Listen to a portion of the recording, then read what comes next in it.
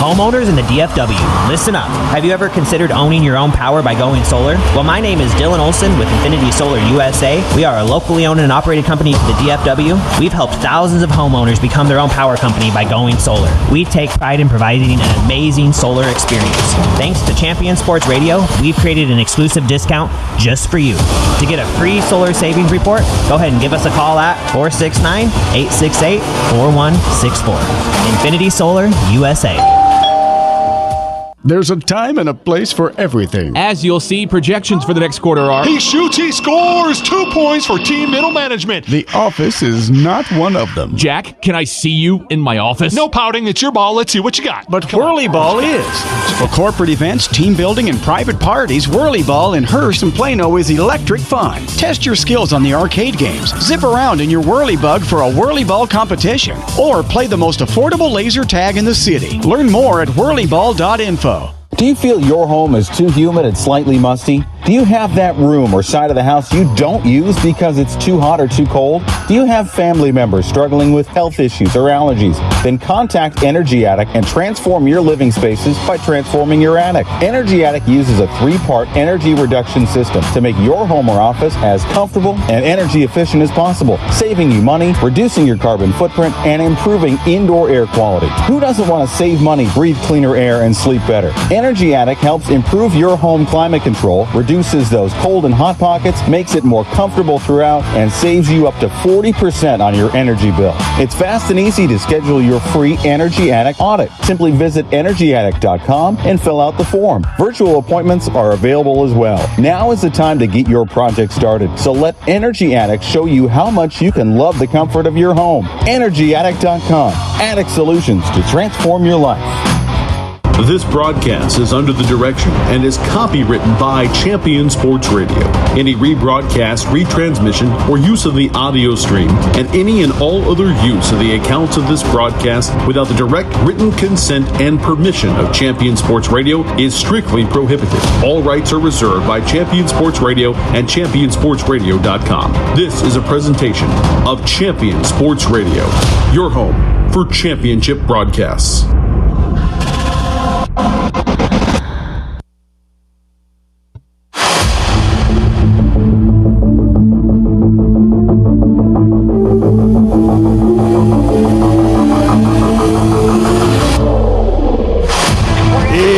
Friday night, it is football time in Texas. Tonight, the Cowboys look to take the next step towards the postseason.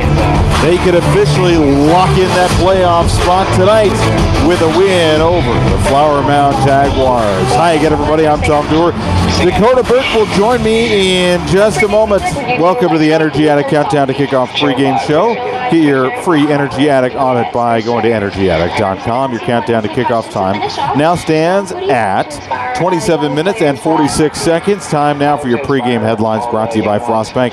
Last week, the Cowboys nearly fell into that trap. They nearly lost a trap game to the Braswell Bengals. They trailed 14-3 at the half and needed every bit of effort, grit, and toughness to come back and beat Braswell 25-21. That win gave the Cowboys a 4-1 district record.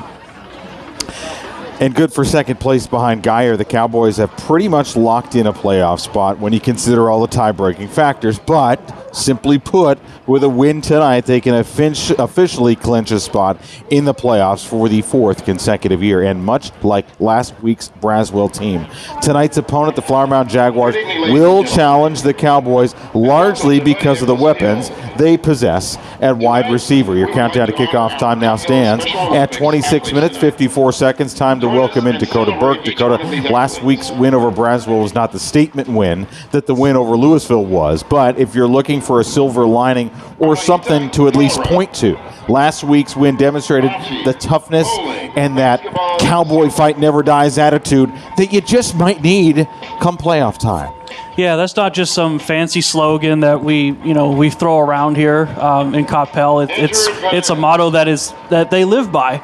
Last couple weeks and 3 weeks have been exactly that. The Cowboys have been down in halftime here and there a few games, and especially last week down 14-3, and Eshawn Mayer playing that game with Carter Ziegelman out, and we'll talk more about him as we go on because the first half was but that second half, he was the epitome of CFND, Cowboy Fight Never Die, and the Cowboys came back to win a game they needed to win. And these last two games coming up, including tonight, they're very much a must-win because this district is not set on playoff matchups yet. It's still very much all in the air. Pardon me. So the Flower Mound Jaguars, one step out of the basement in the district. They are not going to make the playoffs, simply put, but they have some very talented playmakers on the field, and they could make tonight a challenge for the Cowboys. Yeah, this is a team offensively. They rank number 11. Just a couple guys to highlight. Of course, Barron Sampson, the quarterback, the junior, 1,892 yards and 13 touchdowns. But I think guys that are going to stand out would be Slate Detweiler. He's 97 rushes, 380 yards and 6 touchdowns. Carter Massey, that may be a familiar name if you've been around the block here with the Cowboys. 47 catches, 931 yards and 5 touchdowns. Number 4 wide receiver in DFW 6A, 695 yards after the catch. That guy knows how to break tackles, and you'll hear from Coach Wiley later about how this team likes to shift guys around and do a lot of motions. Well, Ryan Stadler's a running back wide receiver hybrid. Second in receiving yards, third in rushing yards, 3 touchdowns on the year receiving and 1 touchdown rushing. So they might use him as a weapon quite a bit tonight. As I mentioned, a win tonight officially clinches the playoff spot for the Cowboys, and this team could still play for the 1 seed in Division I. That's the big school route. That's a big thing for a team that was supposed to be building for the future this year. Yeah, we don't like to use the term rebuilding year, and Coach Wiley really wasn't keen on using that either. And, we were trying to avoid that because, teams go through that. This was just more of a readjustment year, and that readjustment year has just been, Cowboys are still technically in the fight for a district championship, and I think we expected the Cowboys to make the playoffs. They win tonight, they do that. We expected that, but for them to still be in the hunt of district championship, I think for some people that's a bit of a surprise, maybe us included. So with such a young team that is going to be together for next year, and some sophomores on here the next couple years, that's really encouraging to think about. All right, your countdown to kickoff time now stands at 23 minutes, 50 seconds. When we continue on countdown to kickoff, we'll dive deeper into this Flower Mound team and the season they've had. We'll hear from head coach Antonio Wiley on what it'll take to go 1-0 tonight. And Dakota, get ready. We're going to play a little trick or treat on this Halloween Friday. All that and more when the Energy Out of Countdown to Kickoff pregame show continues from Buddy Eccles Field in just a moment. Living in North Texas provides all of us with an amazing quality of life, including an affordable cost of living, outstanding schools, unbelievable cultural opportunities, and the best sports around. But we also have to put up with severe storms.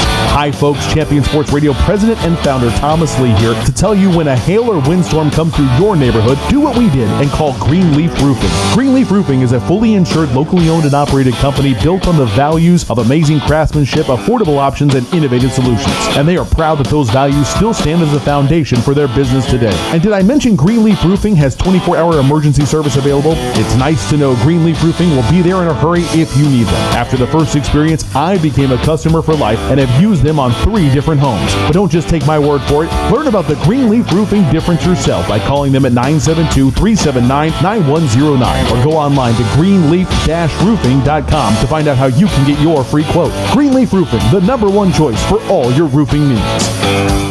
There's a time and a place for everything. As you'll see, projections for the next quarter are... He shoots, he scores! 2 points for team middle management. The office is not one of them. Jack, can I see you in my office? No pouting, it's your ball. Let's see what you got. But Whirly Ball is. For corporate events, team building, and private parties, Whirly Ball in Hearst and Plano is electric fun. Test your skills on the arcade games. Zip around in your Whirly Bug for a Whirly Ball competition. Or play the most affordable laser tag in the city. Learn more at whirlyball.info.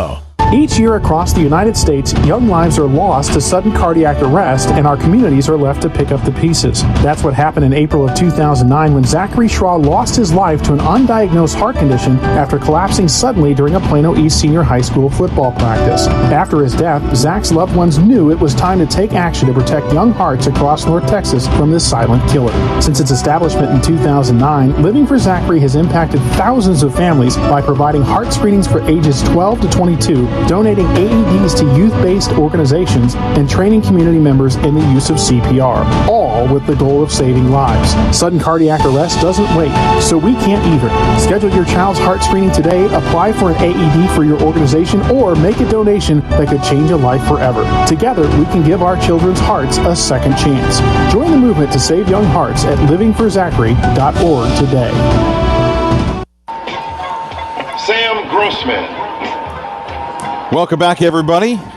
It's the Energetic Countdown to Kickoff pregame show live from the Champion Sports Radio broadcast booth at Buddy Eccles Field. It's the Cowboys hosting the Flower Mound Jaguars in the penultimate district game. You can listen live right here on the UT Southwestern Coppell Cowboy Football Network. And tonight you can hear Dakota and me paired with the pay-per-view.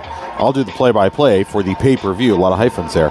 Pay-per-view video that will be live streaming on Huddle. The Flower Mound Jaguars come into tonight 1-4 in the district, 2-6 overall. Their lone district win this year was a 49-26 win over Little Elm. Their only other win this year was against Wiley in the pre-district.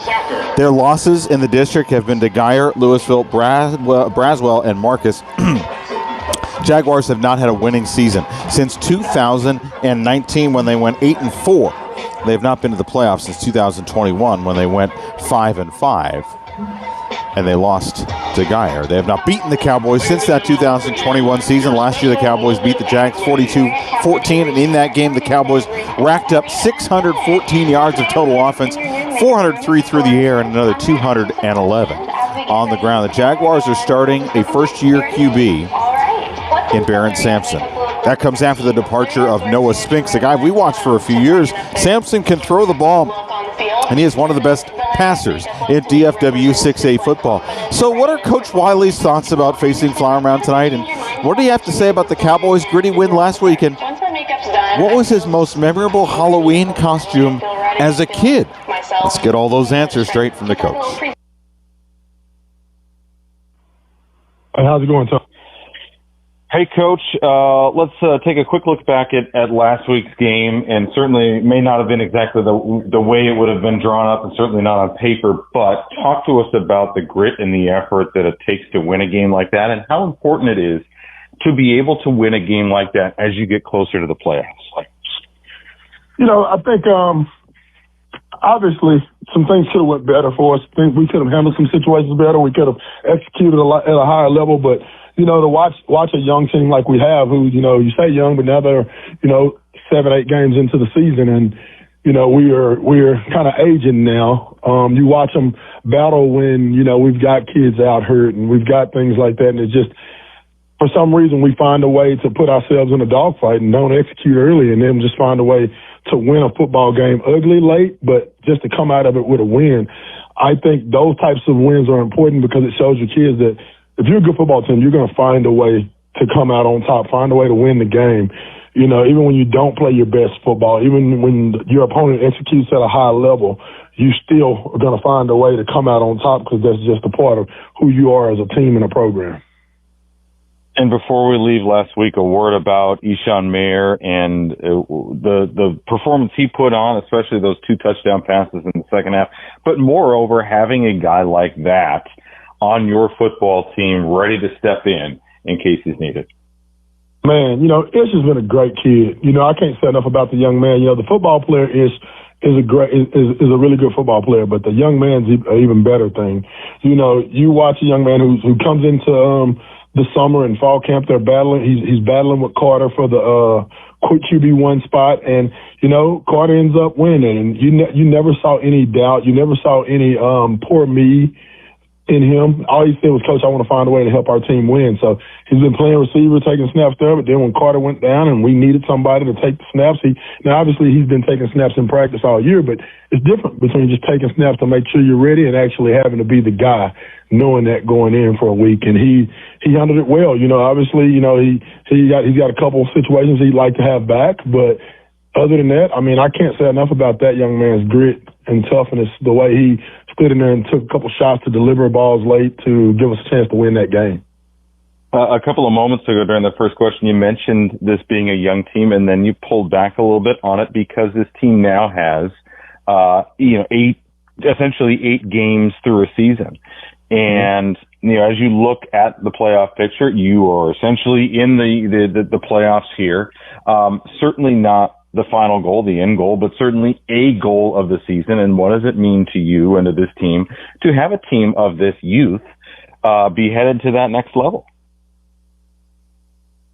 And it means a lot, man. When you look at it and you see that, hey, we're young. We've had some experience, and we watch our young guys grow and develop. And if you'd have told us as coaches, hey, you're gonna be 6-1 or 7-1 at this point in the year, and playing decent football and finding ways to scrap out wins, we'd all took it.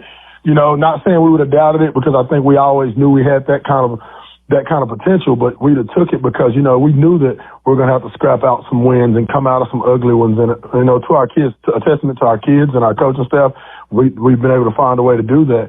But, when you start talking about age, you've got teams that we're kind of where a team would be, I would say, in comparison to a team that comes back with a few starters that coming back, and now they're older and they've got, X amount of games under their belt as a starter or as a varsity contributor. That's kind of where we are, but we're in the middle of a football season right now, and we're down the home stretch, and we're looking for ways to keep building on what we've done so far and keep going 1-0 every week. And I think if we can keep doing that, I think we'll be pleased with where this season finishes up.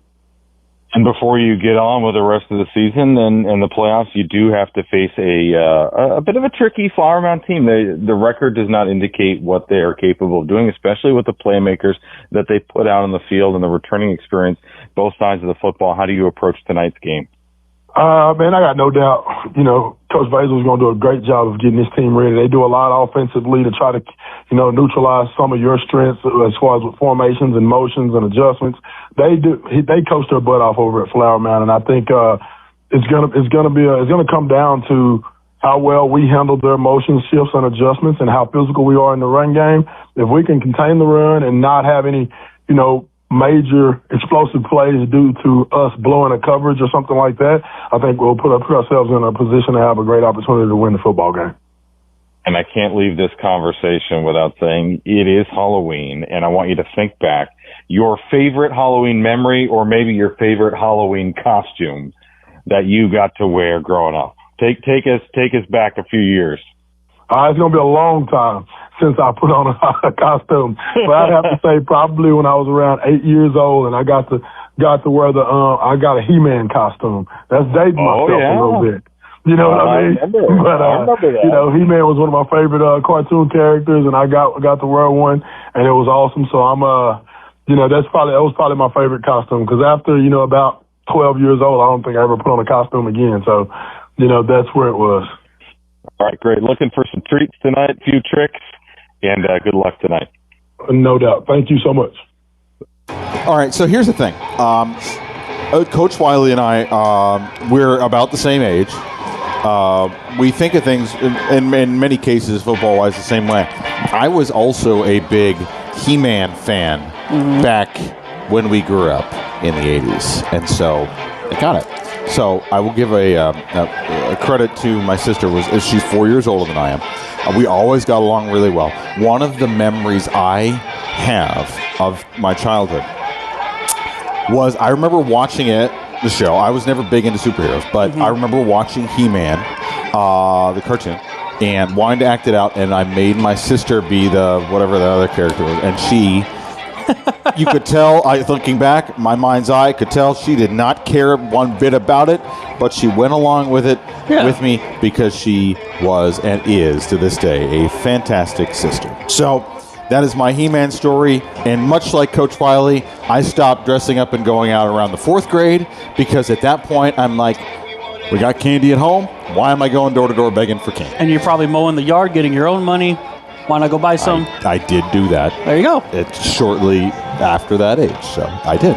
All right, Coach Wiley interviews this season brought to you by Bailey Orthodontics. Learn more about Bailey Orthodontics at CoppellOrtho.com. Countdown to kickoff time as I digress. 11 minutes and 42 seconds when we continue. We're going to take a look around the district, and we will challenge Dakota with a game of trick or treat. The Energy at a Countdown to Kickoff pregame show will continue in just a moment. For those with pure food indulgence, Anamiya's Tex-Mex is the place for you. Anamiya's uses the freshest ingredients in all dishes to offer you the best dining experience. Treat yourself to more than 50 menu choices from the classic to the creative Mexican dish. And not only is Anamiya's the best Mexican restaurant in Coppell, but they're also a top Dallas caterer. Located on the northwest corner of Denton Tap and Sandy Lake, remember, everyone goes home happy after eating Anamiya's. Anamiya's, where contemporary meets sabor. Online at anamiyas.com.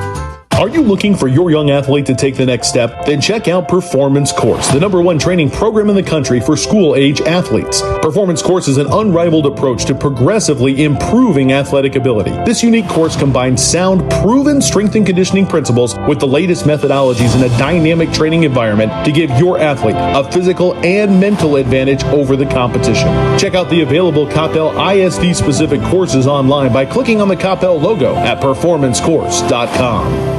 Hey, yo, student section! I'm here with your boy Cowboy Carl, and we need to tell you something. The Mix is a party that happens every Wednesday night at Fellowship Church for all students, and I'm telling you, there's nothing like it. Follow at The Mix FC for all the details, and go Cowboys! Homeowners in the DFW, listen up. Have you ever considered owning your own power by going solar? Well, my name is Dylan Olson with Infinity Solar USA. We are a locally owned and operated company to the DFW. We've helped thousands of homeowners become their own power company by going solar. We take pride in providing an amazing solar experience. Thanks to Champion Sports Radio, we've created an exclusive discount just for you.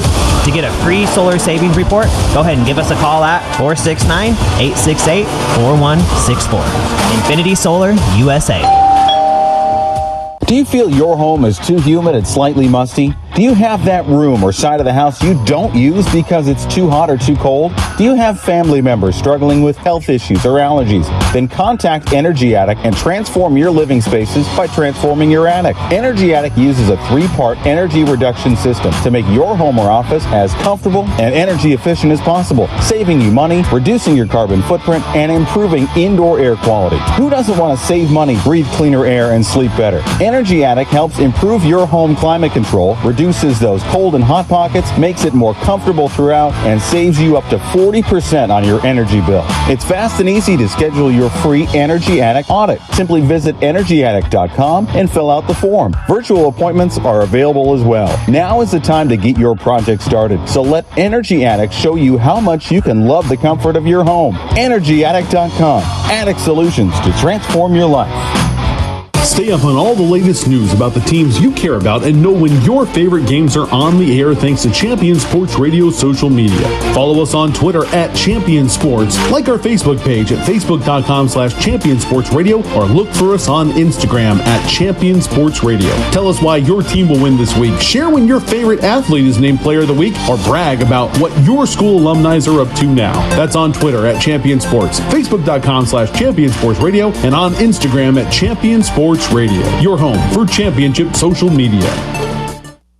Melissa. All right, everybody. Welcome back to the Energy Attic Countdown to Kickoff pregame show. It's the Cowboys and the Flower Mound Jaguars. At the top of the hour, live from Buddy Eccles Field, as the Cowboys look to officially clinch a playoff spot for the 4th consecutive season. You can hear the game live right here on Champion Sports Radio, the flagship home of the Cowboys. You can also hear our broadcast on the video live stream on Huddle. It's all part of the UT Southwestern Coppell Cowboy Football Network. Game time drawing near. Our countdown to kickoff time, now 7 minutes and 39 seconds. Time to go quickly around the district. This game could go a long way to determining the structure of the district heading into the playoffs. Geyers, the lone undefeated team in the district, at 5-0. They play Louisville tonight in a game that will have a lot of eyeballs, including ours, as we break away from this game on it. So the Cowboys tied with Louisville in second place, but the Cowboys have the head-to-head tiebreaker over the Fighting Farmers thanks to their big win over them a couple of weeks ago, the last time they were here at home. Marcus currently tied for 4th. They're playing Little Elm tonight, and the Cowboys will finish up the district season playing against Marcus next Friday night. Hebron is tied with Marcus for that 4th and final playoff spot, and the Hawks are hosting Braswell. Cowboys still ranked number 25 in Dave Campbell's top 25 statewide. They're also holding on to that ranking at number 12, the DMN poll atop DFW 6A teams. All right, countdown to kickoff, 6 minutes, 45 seconds. Let's welcome Dakota back in. It's Halloween tonight, so it's time to play a spirited game, Dakota, of Trick or Treat. Oh, yeah. We've turned it into a game, but instead of handing out candy, you're going to hand out some potentially hot takes. Okay. Ready? Yep. All right, ready. Cowboys offense this season has taken some different forms, but they've shown the ability to be multiple and win games different ways. So based on what you thought they might be at the beginning of the season to what they are now, would you say they're a trick or a treat? Oh, I definitely would. I would definitely say they're a treat. If I had to compare their season so far, and especially their offense, compare it to Skittles. Because Skittles are good, but you kind of like pick one by one, it's a different flavor. So their running game is good like Skittles, but their passing game, it's a different receiver every week. Maybe sometimes it's the grape flavor, sometimes it's lime, sometimes it's another flavor. So for me, I love Skittles. That's my favorite candy that's not a chocolate bar. So Skittles for me, so that's a treat. Okay, good is subjective, by the way. We talked a few minutes ago with the likelihood of obviously the playoffs are happening, but there's potential the Cowboys could play in a West. There's also talk that depending on how things shake out, they could face Prosper again. Mm-hmm. In your mind, the playoffs and the seedings, what do you think? A trick or a treat? If it's Prosper, I've got to go trick. I just don't want that. They're such a dominant team. You ever had circus peanuts? Yeah. Yeah. If someone handed me circus peanuts, I'd give you a look of like, stop it. It's bogus. And that's what I don't Those want. are bogus because I can't say what I want to say on the air. Right. So if I had to equate that, if they play Prosper, that's a very circus peanut vibe that I get from that. So that's a trick. Okay. What was your most memorable Halloween costume, and did it end up being a trick or a treat? So before it became an Apple TV show, I attempted one year to be Ted Lasso. Okay. It was okay. I would say like it was. But nobody got it back then, right? Before the show. Well, but it was like a YouTube short kind of thing. So, I remember that. In my head, it was a treat. On execution, it could have been better. Kind of like a Tootsie Roll. Like it's okay, but Okay, so my most memorable. Was not my favorite, but looking back on it, it made like as an adult, I'm like, oh, that was a great idea. My mother made me into a picnic table one year. Oh, wow. Cut out a box, had armholes, had the checkered tablecloth over it. I wore like a centerpiece basket on my head. It was a great, yes, as adults we think it's great. What kid do you know wants to be a picnic table? It's true. All right, last one, surprise one. Somebody gives Dakota, now or as a kid, candy corn. Is that a trick or a treat? That's a treat for me. Interesting. And this is my hot take. If you don't like candy corn, your taste buds are just immature, and that's where I'll leave it at. It just tastes like sweet. That's all I get out of it. And I like sweet. I mean, look at me. Come on now. Guy. You can look at me. No one else can, but we're on radio. You are. All right, countdown to kickoff time now stands at 3 minutes and 34 seconds. And before we let this one get away from us, we have to head to a break. Energy at a kickoff, countdown to kickoff show continues in a moment. Dakota has his keys to the game and some players to watch tonight. As the sole provider of the Coppell High School mouthguards, Dr. Bailey and his team have been proudly perfecting and protecting Coppell smiles since 1987. From Invisalign to braces to early treatment for your little smiles, Dr. Bailey will craft a customized treatment for each and every smile in our lovely community. Learn more about who they are and what they do by visiting CoppellOrtho.com. That's Coppell, ORTHO.com. Bailey Orthodontics, proudly serving the Coppell community. Johnson Management Company is an independent family-owned McDonald's franchisee serving North Texas communities since 1986. At JMC, they actively support their communities through their involvement with schools, youth sports, and local charities. Your locally owned Coppell McDonald's proudly supports the Coppell Cowboys and reminds you to download the McDonald's app for all the best deals. Place your pickup order at the South Denton Tap Road location here in Coppell, or if you can't make it in, have your favorites delivered right to you. JMC McDonald's says, let's go, Big Red. UT Southwestern is the proud sponsor of Coppell High School's First Responders Night. Along with its main campus in Dallas, UT Southwestern sees patients in Frisco, Richardson, Plano, the Park Cities, Las Colinas, Fort Worth, Redbird, and now open in Coppell. UT Southwestern is the #1 hospital in DFW, named by U.S. News and World Report. Thank you, first responders. Go Cowboys!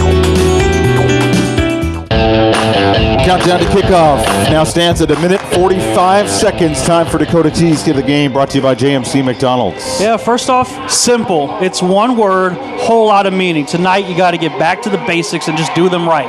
You do the basic things and do them right, you become a dangerous team come playoff time. And second, we just call it a turnover takeover. Flower Mound is dead last in turnover margin with -11. It's time to let the ball hawks loose and get as many takeaway treats as you possibly can. And tonight, the keys to the game, as always, brought to you by JMC McDonald's, locally owned, proudly supporting the boys. JMC says, let's go, Big Red. The Flower Mound Jaguars will have the ball first tonight. Kickoff between the Cowboys and the Jags. It's next on the UT Southwestern Coppell Cowboy Football Network.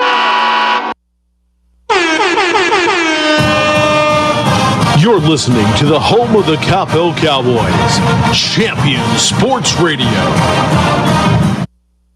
At Frost, it's about award-winning service. When you have an account with Frost, you have a relationship with Frost. They'll answer the phone when you call 24/7 right here in Texas, and they'll be there for you with a square deal and prudent financial advice and tools to help you with all the milestones in the years ahead. Frost is your corner and around the corner. Frost is expanding across the Metroplex, and they're committed to supporting the communities they serve. While other banks are closing locations, Frost is bringing their people from banking, investments, and insurance into more corners of the Metroplex. Deposit and loan products are offered through Frost Bank, member FDIC, equal housing lender. Coppell Cowboys, we want to personally invite you to join us this Sunday at Fellowship Church in Grapevine. For over 3 decades, Pastor Ed Young and Fellowship Church have been creatively and boldly communicating the Bible. For more information, visit fellowshipchurch.com and go Cowboys! Have you noticed bad behavior has become normalized at interscholastic athletic events? Some fans seem angry. They lack civility toward one another. Some even get aggressive and unruly. Time out! What is going on? This has to stop. Let's not forget, school sports aren't just about winning. And they're definitely not an excuse to take your frustrations out on the official or the opponent. They're about teaching lessons like perseverance, respect, and empathy, so students can learn and grow as people, not just as players.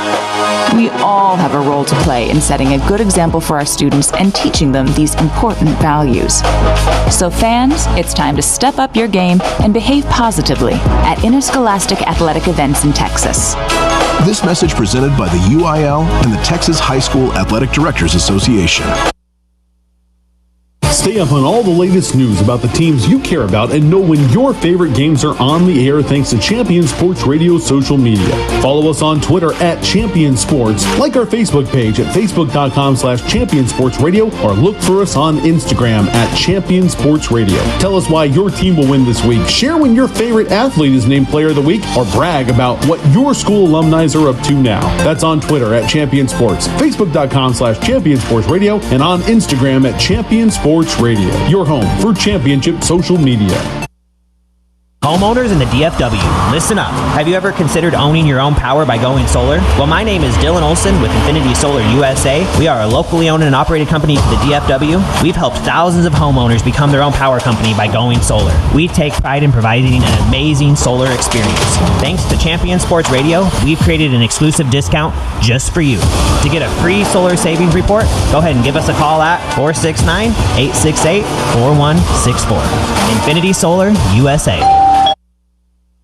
This broadcast is under the direction and is copywritten by Champion Sports Radio. Any rebroadcast, retransmission, or use of the audio stream, and any and all other use of the accounts of this broadcast without the direct written consent and permission of Champion Sports Radio is strictly prohibited. All rights are reserved by Champion Sports Radio and ChampionSportsRadio.com. This is a presentation of Champion Sports Radio, your home for championship broadcasts.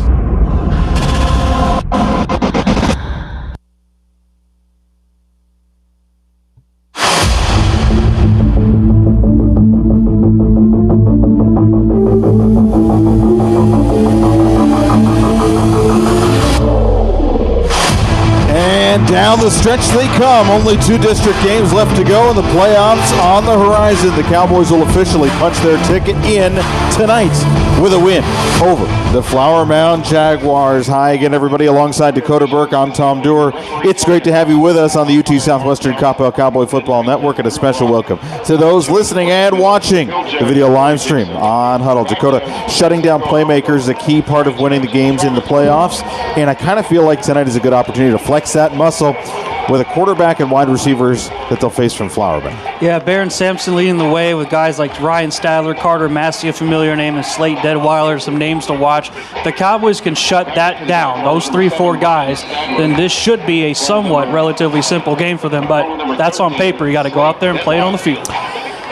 The weather tonight is certainly a treat. If you're into cool fall evenings, the Infinity Solar USA kickoff temperature 64 degrees. Get your exclusive discount, your free solar savings report. The sunset is on point. The vibes are immaculate. And Flower Mound will get the ball first after a kickoff that goes into and out of the back of the end zone. I also want to say that the atmosphere here tonight is giving main character energy vibes, whatever that may mean. All right, we will see the Flower Mound offense, and it is a high-potent, high-potential offense that is just not living up to its potential based on their outings this season, especially in the district. Yeah, when you see the record, you kind of just ignore them, but this is the number 11 passing team offensively here, so that we're about to see, led by Barron Sampson, who has 13 touchdowns on the year, 9 interceptions. They have a turnover problem that the Cowboys will need to expose tonight. Sampson in the shotgun with an empty backfield on first down.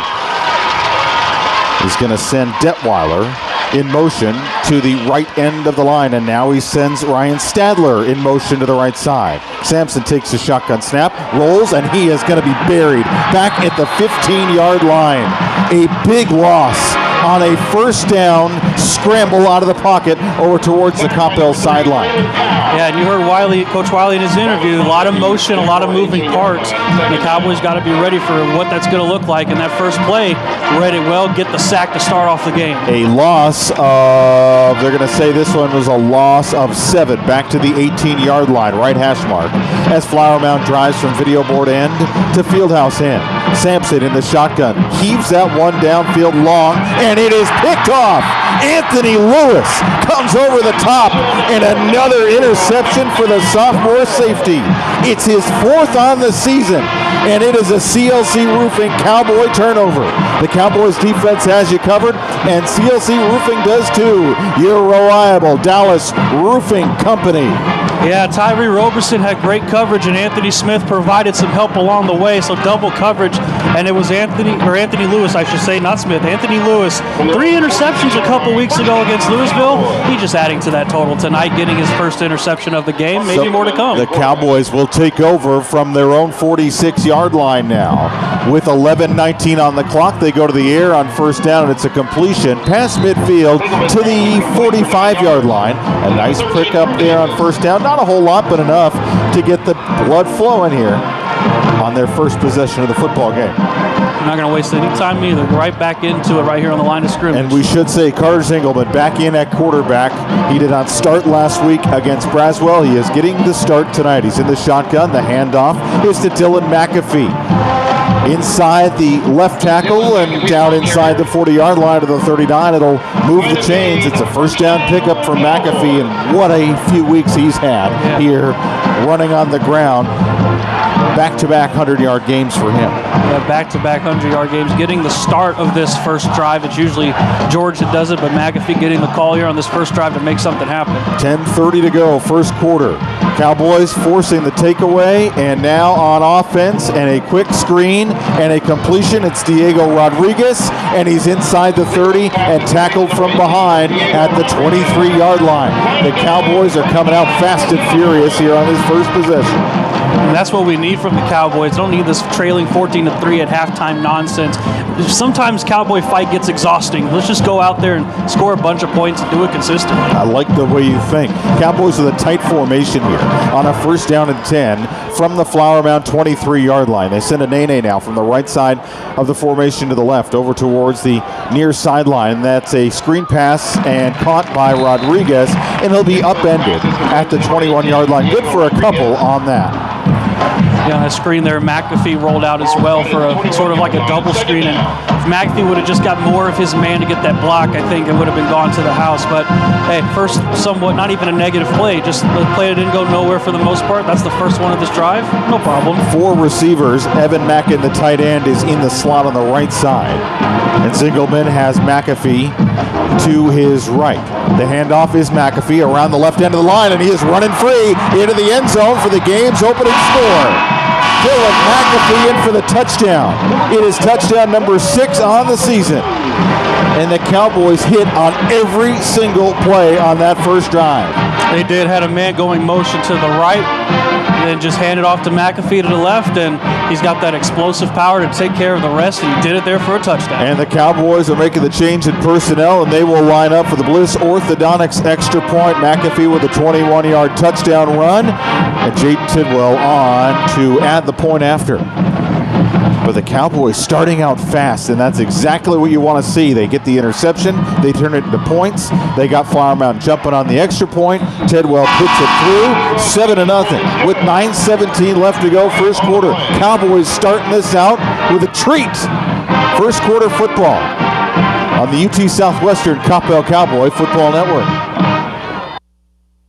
Welcome to Bliss Orthodontics, where you'll experience the Bliss difference. Dr. Edau at Bliss Orthodontics is your leading Coppell orthodontist and has been serving the community for more than a decade. Bliss Orthodontics treats children and adults and can help you with braces, Invisalign, and even those affected by sleep apnea. Dr. Edau has more than 25 years of experience and has been named Best Orthodontist in North Texas by D Magazine. Bliss Orthodontics actively supports our local schools and sports teams, and they're a proud sponsor of Coppell Cowboys football. You can find them online at BlissOrtho.com. Living in North Texas provides all of us with an amazing quality of life, including an affordable cost of living, outstanding schools, unbelievable cultural opportunities, and the best sports around. But we also have to put up with severe storms. Hi folks, Champion Sports Radio President and Founder Thomas Lee here to tell you when a hail or windstorm comes through your neighborhood, do what we did and call Greenleaf Roofing. Greenleaf Roofing is a fully insured, locally owned and operated company built on the values of amazing craftsmanship, affordable options, and innovative solutions. And they are proud that those values still stand as the foundation for their business today. And did I mention Greenleaf Roofing has 24-hour emergency service available? It's nice to know Greenleaf Roofing will be there in a hurry if you need them. After the first experience, I became a customer for life and have used them on 3 different homes. But don't just take my word for it. Learn about the Greenleaf Roofing difference yourself by calling them at 972-379-9109 or go online to greenleaf-roofing.com to find out how you can get your free quote. Greenleaf Roofing, the #1 choice for all your roofing needs. There's a time and a place for every. Cowboys with a great start to this ball game tonight. The interception, they turn it into 6. It was a 5-play, 54-yard drive capped off by a 21-yard touchdown gallop. Dylan McAfee. That is your Jay Macklin scoring drive. Eat, drink, and talk Cowboy football at Jay Macklin's. Cowboys back out on defense. 9:17 left to go, quarter number 1. They had a great stop on their first defensive possession, and they force an incomplete pass here on the first play of this one, starting out at the 25-yard line. So all Flower Mound's been able to do so far on defense: first play sack, second play interception, third play incompletion. In between that, the Cowboys put 6 on the board. It is 7-0 now, and Flower Mound has their second offensive possession. Barron Sampson in the backfield by himself as he splits out 5 wides. Pressure coming off the corner, and Roberson has got him in the backfield, but he gets the throwaway. Carter Massey complete out to the 31-yard line. That was an interesting way Tyrell Roberson played that. He was off like a shot, then he put his hands up in front of Sampson, and he let Sampson get the pass off. And that allowed him to complete it out to the 32. And I don't hate it, because what he doesn't do is he didn't overcommit and, have the, go behind the quarterback, miss a tackle. He was there to get it. Just credit to Sampson making a good throw. 3rd down and 3 for Flower Mound here from their own 32-yard line. Cowboys already up 7-0 after a touchdown on their first possession. Sampson, quick pass to the 35. First down a little bit more, moving out to the 40. Gang tackled at the 43-yard line. Ryan Stadler making the catch there. He's kind of a hybrid back / wide receiver. He'll line up in both places, and he's a very dangerous weapon here on this Flower Mound Jaguars offense. Yeah, and that hybrid style running back wide receiver, he's going to be in motion quite a bit and just kind of see, he's going to be moving all the way around, so you really got to highlight him and find him at all costs. They bring Slate Detweiler behind the left end of the line, and a big pass down the Cowboys sideline, and it is incomplete, out of bounds. So Sampson trying to go down the field. The last time he tried to go that deep down the field, it was picked off by Anthony Lewis. So it'll bring up now a 2nd down and 10. And you can tell they really want that big play to just open things up, but the Cowboys have done a great job so far of just locking that down. Again, this is a team now minus 12 in turnover margin, so turnovers are there, and Anthony Lewis has already been there to get one. There's more possibly to get as this goes on. 2nd down and 10, 8:05 left to go, quarter number 1. 5 wides out there again, empty backfield. They send Carter Massey in motion, left side of the formation to the right side. Sampson in the backfield is able to gun one off to the Cowboys sideline and right over to the Cowboys sideline, quickly out of bounds. So 3 incomplete passes on this drive so far, and it is now a 3rd down and full 10. Yeah, we should note too, the defensive line really getting to Barron Sampson, and part of that is Flower Mound's coming into this game. 4 of their 5 offensive linemen tonight called up from JV. So it's a very young, inexperienced offensive line that has a tall task ahead of them.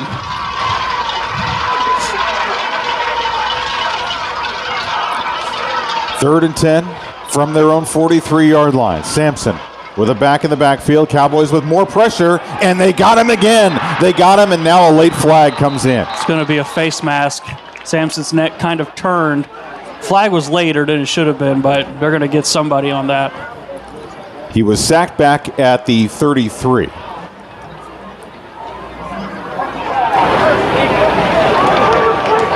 A little hard to hear the head referee tonight. Personal foul, face mask, just as you suspected it would be. So it's a face mask penalty against the Cowboys, which will move the sticks and keep this Flower Mound drive alive. Cowboys on the season, averaging almost 6 penalties for 55 yards a game. They had 5 for 49 last week, all of them in the first half. Shotgun snap, Sampson pulls it down and decides to keep it and run it himself inside the 35 and down to about the 32-yard line. Sampson is not necessarily known for his running ability, especially when you have a mark of minus 115 rushing yards on the season. Your last one, always your most important. That was a big one there, as he was able to turn it into positive yardage and picks up another 1st down. So a 1st down and 10 now for Flower Mound from the Cowboy 32. The handoff, the Cowboys right there to snuff it out. Daylon Montgomery ends that run behind the line of scrimmage, so it's going to be a loss of about 1. Yeah, and Daylon Montgomery getting some key playing time tonight. Tyrell Roberson still kind of playing a rover linebacker slash safety, so Montgomery going to get a lot of time tonight, and he's already making a positive impact in this first quarter with that tackle right there. It'll be a 2nd, and they're going to give him back to the line of scrimmage, it looks like. 2nd down and 10 from the 32-yard line for Flower Mound. 6:45 left to go, quarter number 1. Cowboys already with a 7-0 lead. This is a much better drive, kept alive by a Cowboy penalty. Sampson takes a high shotgun snap, pressure coming in his face. He's one towards the end zone, and that is incomplete, broken up, penalty flag. They're going to get Tyree Roberson. I don't know exactly what they saw there. The back judge made the call, and that is Francisco Amador. And I don't exactly know what he thought Tyree Roberson did, but I didn't see it, at least not from our vantage point. Looked like good coverage from up here. Yeah, it did too, and it looked like that he also had his eyes on the ball as well. A lot of times, the thing that refs will get you for is if you play the receiver, not the ball, and you'll get that pass interference. But Roberson did everything correctly, and the refs just thought he may have been a little too aggressive, I guess. And referee tonight is Tony Acosta. And so he signals, we'll translate for you as you're not really able to hear him with the crowd mic tonight. Tony Acosta calls pass interference against the Cowboys. It moves the ball inside the 20-yard line, down to the 17 of the Cowboys. More importantly, it's a 1st down and 10 for the Jaguars. Empty backfield again, 4 wide set. Sampson pats the ball and makes the completion to Stadler, and he's going to be close to the first down. He gets it to about the 8.5, 9 yard line, depends on where they spot it. He's going to be close. He's going to be a couple of yards short. It looks like maybe just one. So it'll be 2nd and 1. And early on, Sampson, I mean, he gets the ball, and there goes a defensive line in his face. They're going to have to draw up a lot of really quick screens, quick routes for this team if Sampson wants to be upright and get that ball out of his hands. That's what they did there, and it turned into almost a first down.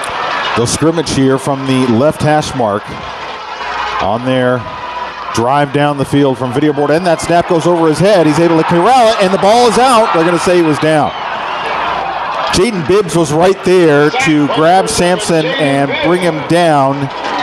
As he was doing that, the ball popped back out of his hands. It was a high snap to begin with. It nearly squirted all the way through.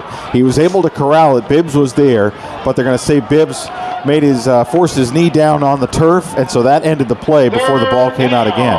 But it backs the Jaguars back up to, looks like the 20-yard line is where they're going to spot it.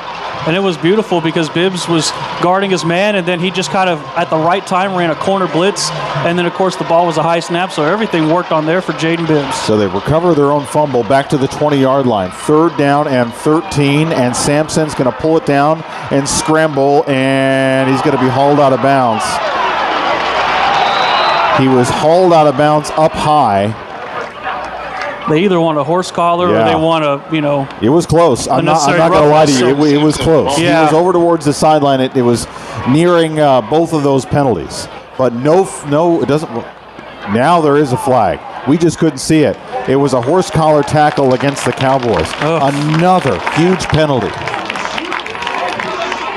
And listen, Flower Mound, if we're being honest, has not, they've had some positive plays, but it's been a Cowboy domination on defense. But the only reason the Jaguars are up here in the red zone at the 9-yard line again is just mistakes. And these big penalties, not just any penalties, they're big 15-yard penalties. So that'll keep the drive alive. Cowboys have had 3 15-yard or 3 major penalties on this drive. The handoff and down towards the goal line. Cowboys are going to stop it at the 1. The handoff was to Slate Detweiler, and he gets the Jaguars knocking on the door here, trying to tie the game. 4:37 and counting left to go, quarter number 1. Jaguars are quick back up on the ball. Sampson in the shotgun. The handoff, charging forward, bouncing off of his defender, and not quite to the plane, stopped short, was Dalton Graves. They bring him in as kind of the big body fullback tight end. Again, quickly up to the line of scrimmage. 4:14 and counting. And we got a whistle before the snap on a 3rd and goal.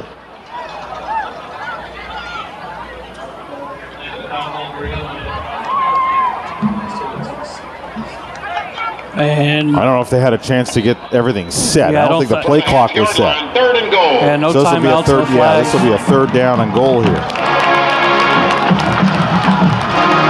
Sampson in the shotgun. He's got Graves to his left, hands the ball off to Graves. Cowboys grab him and haul him backwards. And the linemen are all signaling touchdown, but nobody else is. The official, the head linesman, Drew Brock, just marked the ball at the exact spot that it was placed before. So the Cowboys with great goal line defense here. That was Anthony Lewis, who came flying in from behind to pull it back. So now they're going to go for it on a 4th and goal with 3:20 left to go, quarter number 1. Sampson to the line of scrimmage, yelling it out. They're going to direct snap. They're going to flip it. They're going to Philly special it. And off the hands of the quarterback in the end zone, incomplete. And a huge goal line stand by the Cowboys. You just had a feeling Sampson was going from lineman to lineman, and usually that means there's going to be some trickery, a direct snap, then a handoff to a wide receiver, and then that leaves Sampson to, as you said, the Philly special, run that fade route, and that throw just out of his arms. And I don't know about running a cute play on 4th and very short. They didn't execute it, and the Cowboys will get the ball back. Now, albeit at a spot they probably wouldn't want to be in, but hey, the defense stepped up big there. I'll take the stop in order to get the ball back. They'll start from their own 1-yard line.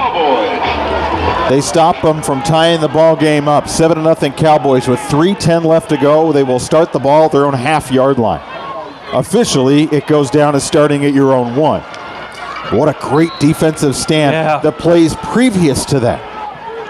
So the Cowboys go with a tight formation and plunge forward just to try to get a little bit of room. And Zingelman falls forward out to the 5. That's a nice play design there. When you have a big body quarterback, you're able to push the pile forward, and he's able to get 4.5 yards of breathing room there. Yeah, and just on the backs of his offensive linemen. And that's something you see more. QB sneaks when you're back by your end zone just to push forward, get some few yards, give some more wiggle room. And Carter getting more yards than usual on that sneak, pushing forward, and gets out to that, as you mentioned, the 5-yard line. So, I mean, they're still back by their end zone, but a lot more room than they were before. Zingelman in the shotgun here. The 2nd down and 6, and they're going to grab Jaden George and force him back. They're going to give him forward progress to the 4. So he'll lose a yard on the run, but he stayed out of the end zone. He was flirting at the moment there with a potential safety. But the officials whistled that he got back to the 4 before he was driven back.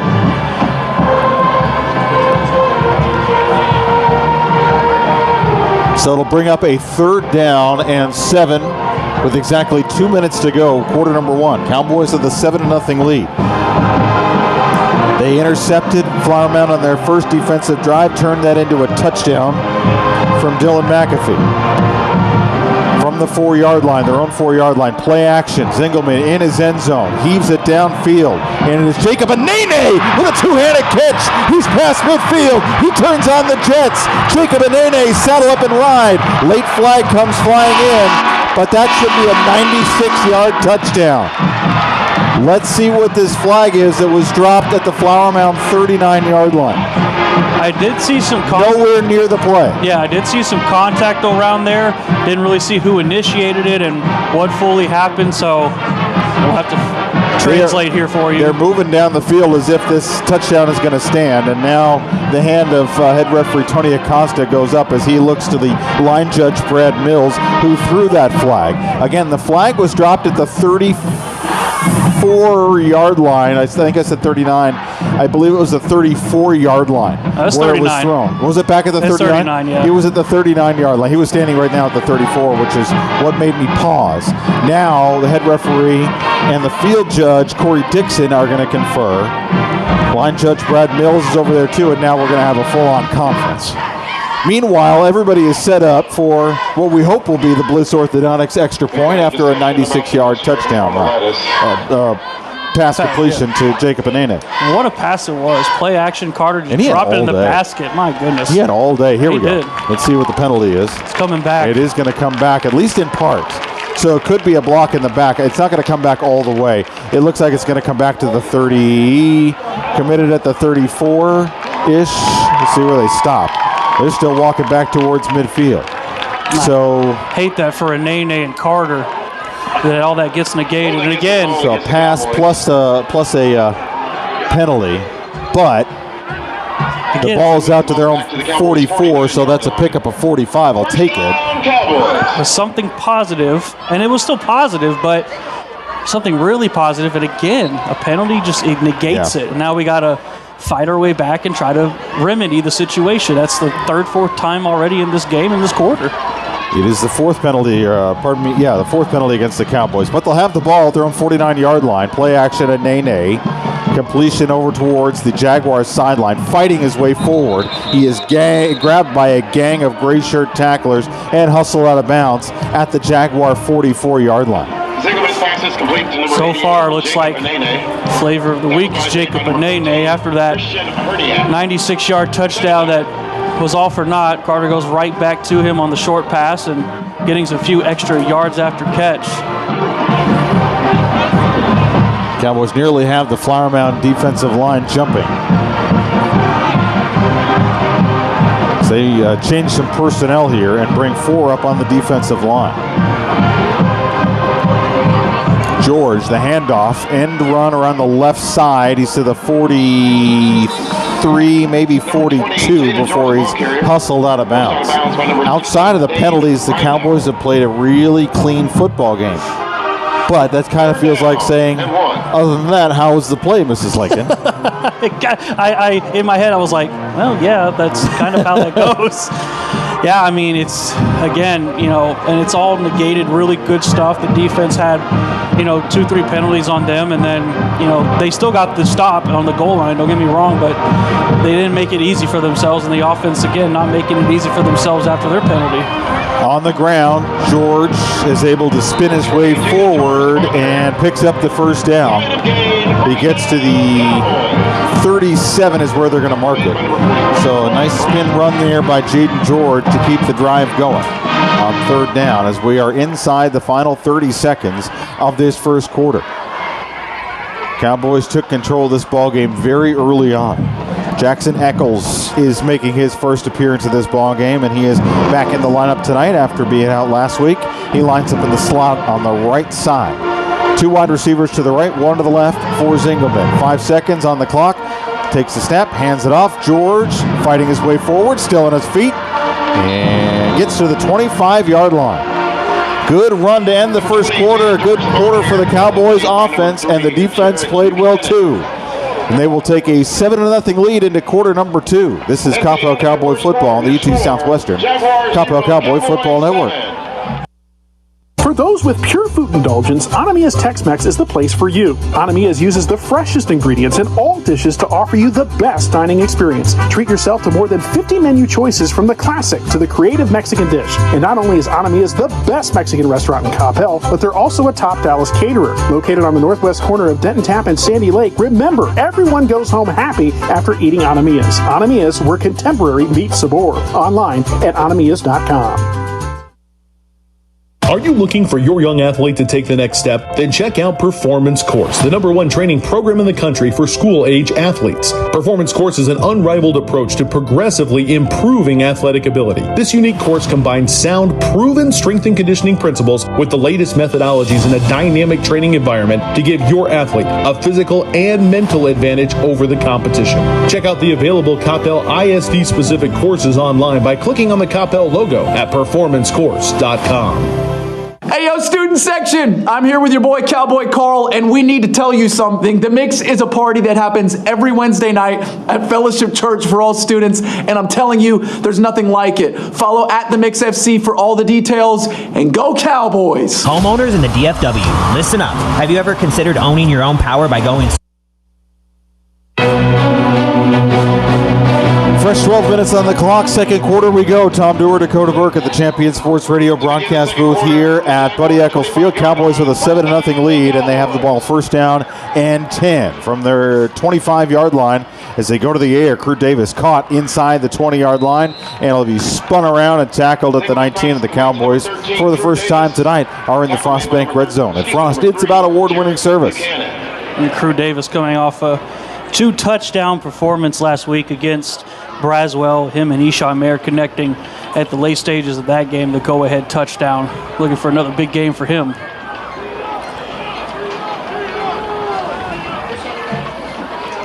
It'll be a second down and 3 to go. The ball is spotted at the 18-yard line. Zingelman takes the snap, handoff. George fights his way forward to the 15-yard line. Picks up 3, and it'll be close to a first down, and they are going to move the sticks. And so, first down for the Cowboys. They are moving the ball well offensively tonight. They did that on their first drive. They've hit pretty much on every play here in the second drive. They started this one out at their own 1-yard line. They nearly had a 96-yard touchdown hookup that was brought back on a blocking penalty during the play. Cowboys took the ball from their own 49 and have now taken it down to the Flower Mound 15. They're driving from video board end to fieldhouse end. Red jerseys, black pants, black helmets for the Cowboys tonight. Play action and a nice screen pass and in for the touchdown. It's Jackson Eccles.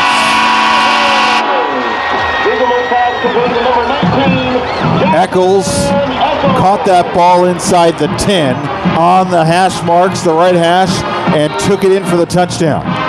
Yeah, just another screen play. It's a play they ran a couple times with the Nene and Crew Davis, and they dialed up Jackson Eccles' number on that one. Had a defender slip, so a little help from that, but hey, it doesn't negate the fact that he gets himself a touchdown. And that is his first touchdown catch of the season. The Cowboys are lining up for the Bliss Orthodontics extra point. Jaden Tidwell knocks it through, and the Cowboys have a 14-0 lead with 10:47 left to go in quarter number 2. This is the UT Southwestern Coppell Cowboy Football Network. Living in North Texas provides all of us with an amazing quality of life, including an affordable cost of living, outstanding schools, unbelievable cultural opportunities, and the best sports around. But we also have to put up with severe storms.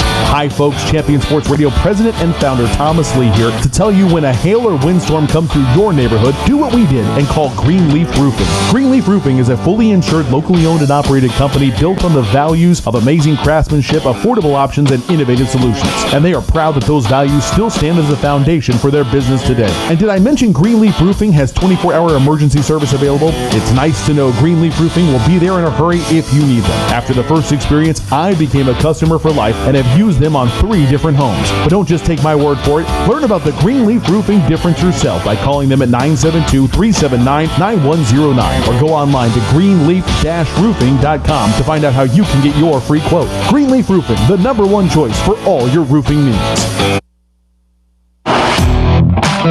Cowboys now with a 14-0 lead after the drive that saw the Cowboys drive 99 yards and 10 plays, capped off by the Jackson Eccles touchdown grab.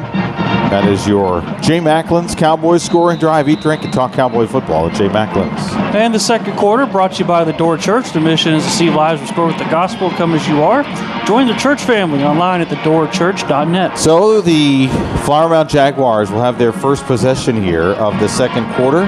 Cowboys intercepted them on their first offensive possession, and then they forced a turnover on downs at the 1.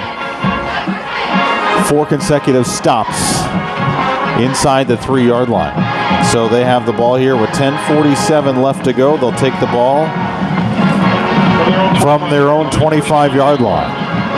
Driving now from field house to video board end with Buddy Eccles Field. Sampson in the shotgun, holds it after the snap, and tries to go to Massey, and nice tight coverage there by Isaiah Witherspoon. Sampson's pass is incomplete, intended for number 9. This has been a very all-around defensively this first half so far. Stifling. Yeah, the coverage is great. The line are getting to Sampson. I mean, it's hard for Flower Mound to find anything. The stifling now could become smothering soon. The Cowboys up 14-0 with 10:41 left to go in the second quarter. Cowboys put 4 up on the defensive line here. They're playing 2 high safeties. Shotgun snack, Sampson. Forced to chase himself out of the, or get away from trouble in the backfield, and he makes the completion out to Ryan Stadler. He's to the 30-yard line. Forced out of bounds by number 5, Kenneth Gibbs. Sampson has showed some poise under pressure and has made some throws. Yeah, that one there had to do a little sidearm just a little bit to get it to Stadler, and he did. Yeah, he's faced pressure pretty much this whole game, and he's always stood in the pocket and just tried to get that ball out right before he takes a hit. Scrimmaging from the right hash mark at the 30-yard line. It'll be a 3rd down and 5 for the Jags here, and whistles as the snap happens. Usually indicates a false start. It is not a delay of game. There was 11 seconds on the play clock when they snapped the ball. So we await for the ruling from Tony Acosta. If there's even a flag, I don't see it. I didn't see a flag come out. I just heard whistles, and so assumed that I did not see one. And he's going over to talk with the official who is right next to Antonio Wiley. And is looking back at his umpire now. I didn't see anything Mark weird Johnson. with the clock. No. I don't know if you did either. The play clock was at 11. Yeah. It was moving. And so, but Antonio Wiley is in the ear of the official next to him over on the Cowboys sideline. Hi, I'm Dr. Bailey. Hi, I'm Dr. Grant. And welcome to our office. Whether you're looking for Invisalign treatment. Still waiting to figure out what this is. And now running from sideline to sideline is head referee Tony Acosta now, who's going to go over and explain to Brian Basil what the what's going on here. This is me again going, a sideline reporter. You know who is not going to find out likely what happened, what the problem is us. Exactly. But we will do our best to try to report it back to you. Let's see. We'll all be really quiet here. No, he's not going to tell us. Okay. So I guess nothing happened and there's nothing to tell us. This is normal. Fine. So the ball still at the 30-yard line, now moved to the middle of the field. It'll be a 3rd down and 5 with 10:31 left to go, quarter number 2. Cowboys with a 14-0 lead. That much we know is true. As Barron Sampson looks to his sideline and gets back up there. 13 seconds on the play clock now as he stands in the shotgun. Sampson at his own 25. Claps, Cowboys jump, and they're in the backfield, and they sack him for good measure. It will not count. Matt Montague, like a shot, he was uncovered. But the Cowboys jumped, and that'll give the Flower Mound Jaguars a 1st down. Again, penalty problems for the Cowboys tonight. I was going to wait for the official call, but again, can't really hear much. So yeah, and I don't think we need that. They move the ball forward 5 yards to the 35-yard line. They'll move the chains with it, set up for a 1st down at 10. Will the Jaguars from their own 35? Now, while that does negate everything so far, that is more of effort, and it's not a 15-yard penalty. So that's the silver lining to it. But unfortunately, the Cowboys will have to continue being on the field defensively. And but when again, they have, it's been. These are not necessarily things you want to be doing in the playoffs. I agree. 3 down linemen for the Cowboys here at a 1st down and 10 for the Jaguars. Sampson back. He's got time. Now he faces pressure. Throws it way downfield, and Cowboys nearly got called for pass interference. It was an uncatchable ball as it goes over Massey's head. But Jaden Bibbs kind of gave him a gentle hug and then took his arms off of him immediately, which is a smart play by him. When you find yourself in trouble, get your hands free, hold them up. Once you see that ball is not going to be catchable. So an incomplete pass will bring up 2nd down and 10. Any artificial noise. No whistles allowed. And sometimes maybe that's what it was. We just heard PA announcer Marcus Allen say no whistles and no artificial noise from the crowd. Maybe that's what we heard, and there really wasn't a stoppage. So use context clues, and we found something out potentially. Cowboys off like a shot in the backfield, forcing Sampson to roll. He's going to have to run, still on his feet, and he is brought down after about a yard gain. Brought down by a newcomer here, Mod Kumar on the defensive line. He's making his first start of the year due to some guys being out, and Mod Kumar is the one who ended that run, a gain of about a yard. It's a good job by Kumar. And it'll be a 3rd down, and he didn't even get him a yard. And basically, well, 10. About a half yard. So it's going to be 3rd down and about 9.5. Sampson in the shotgun with 4 wides out there. Takes the snap. Cowboys now have pressure from the middle, and that one is way underthrown. He was hit as he threw, and that one landed about 5 yards behind the closest receiver. Intended for number 9, Carter Massey. They keep trying to go to him. They have not had a whole lot of success. And so an incomplete pass, it'll bring up a 4th down, and sure, now the scoreboard says 4th and 9. But when I tried to say it earlier, it was 4th and 10. But we'll take it. 4th and 9, 4th and 10, whatever you want to do. And that'll force a punt here. It'll be the first time tonight. Tyrell Roberson. For Flower Mound, Zane Al-Khatib is back there to punt. Tyrell Roberson will field on a couple of hops, makes a man miss, and is out of bounds at the 24, 25-yard line. So a punt there after they get out to the 36-yard line. So an 11-yard drive. The way this defense is playing, you're going to have to say his name possibly more often, so you better get used to it. Get that pronunciation down. Al-Khatib. Thank you. Sorry. It took me a second. You know, I have the pronouncers on the spotter boards. Sometimes you got it. You're talking, and your brain has to process it. And I'm getting older, and so mind your own business. That's what I told people against Louisville. I can't see these jersey numbers. Just bear with me. Oh, did they wear those? They wore those. Those are sharp looking, but they are hell on us. Cowboys have the ball, left hash mark.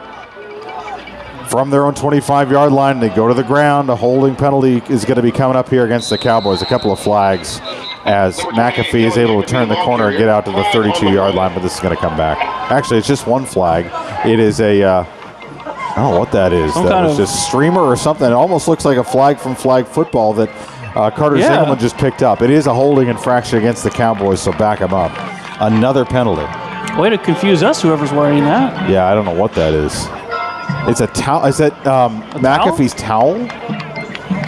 It is, I think, but yeah, it is. He has it. Yeah, yellow. Okay, that's interesting. Well, it looks yellow from up here. Maybe it it's is. not truly yellow down there. But you think the officials would not want that. 2 back set ahead here for the Cowboys now. A first down and first down and 20, pardon me, back at their own 15-yard line. They need to get out to the 35. 9:16 left to go in the first half. The Cowboys with a 14-0 lead. Touchdowns on their first 2 drives of the ball game.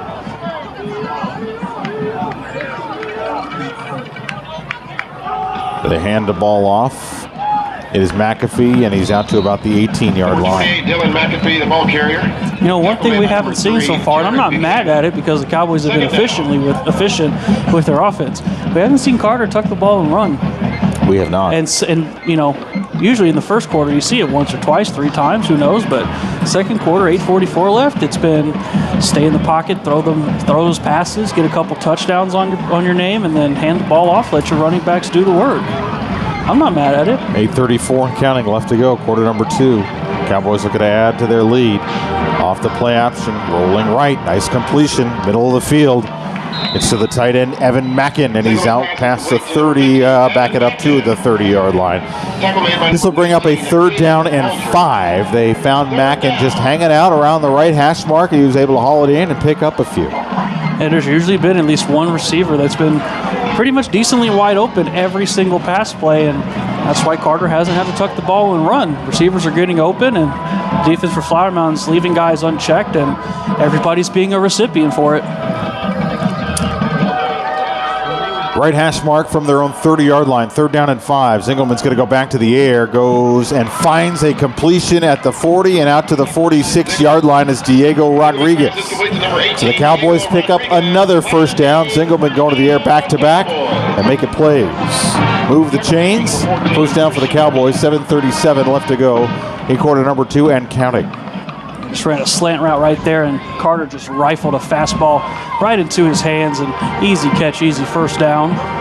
4 wide receivers set out there for Zingelman. They put William Kennington in motion. They hand the ball off. It's McAfee fighting his way forward, past midfield, and down to the Flower Mound 49-yard line. Nice mix of plays here. Nice calling of this ball game here by Heath Narragon and Antonio Wiley. Keeping Flower Mound guessing, keeping us guessing. Inside 7 minutes to go, quarter number 2. Cowboys up 14-0 and looking for more. 3 wide receivers out there, 2 to the left, Davis and Kennington, and 1 to the right is Nene. McAfee is the back, and he will now move over to Zingelman's left side. They got Evan Mackin, the tight end, on the right end of the line.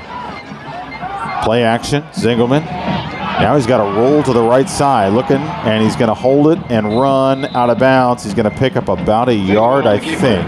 It'll be the spot on the far side that matters the most.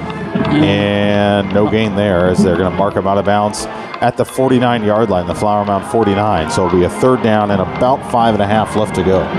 There I go mentioning a few plays ago, he hasn't had to tuck the ball and run, and well, curse the commentator, there I go. But what was important about that one is he was able to at least get back to the line of scrimmage, because if he goes out of bounds behind the line of scrimmage, that goes down as a sack, and that is not a way to make friends with your offensive lineman. Right.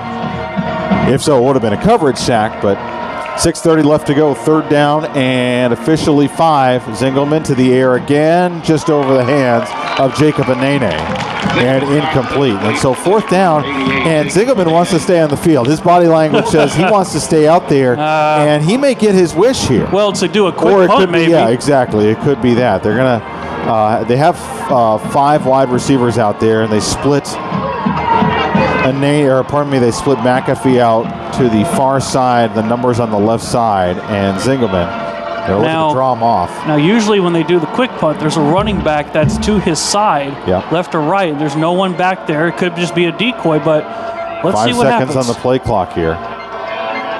3, and they get off a snap. Zingelman to the air and intercepted. Picked off at the Cowboy 34-yard line. That was picked off by Christian Herniak. So, I have a fear. You could call it an arm punt if you want. Yeah, because, I mean, could have swatted the ball and been in better field position. And I think, and I am just speculating, I don't know, but I think Coach Wiley said, you want to stay out there? All right, kid.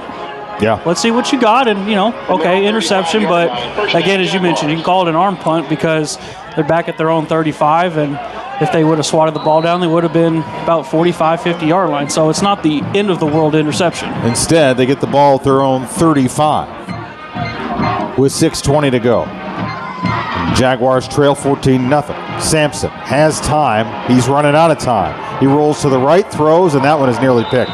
Lewis nearly had his second interception. Instead, he's able to knock it away from Liam Burge. Number 7, Ryan Stadler. It's going to be hard. Well, maybe that may have been Ryan Stadler, or it could have been Liam Burge. I thought it was Liam Burge, 87, but Marcus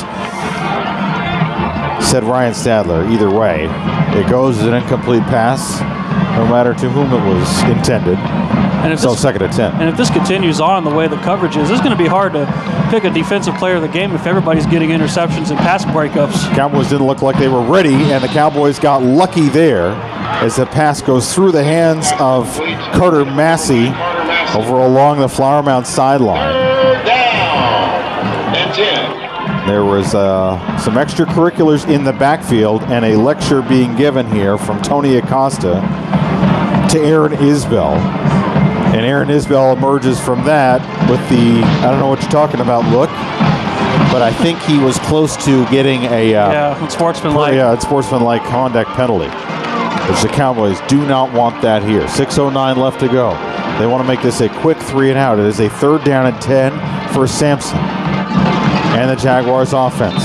Delayed snap. That's got to be a false start because the center, Ethan Detier, did not snap it as soon as Sampson clapped his hands, and Sampson started to back up.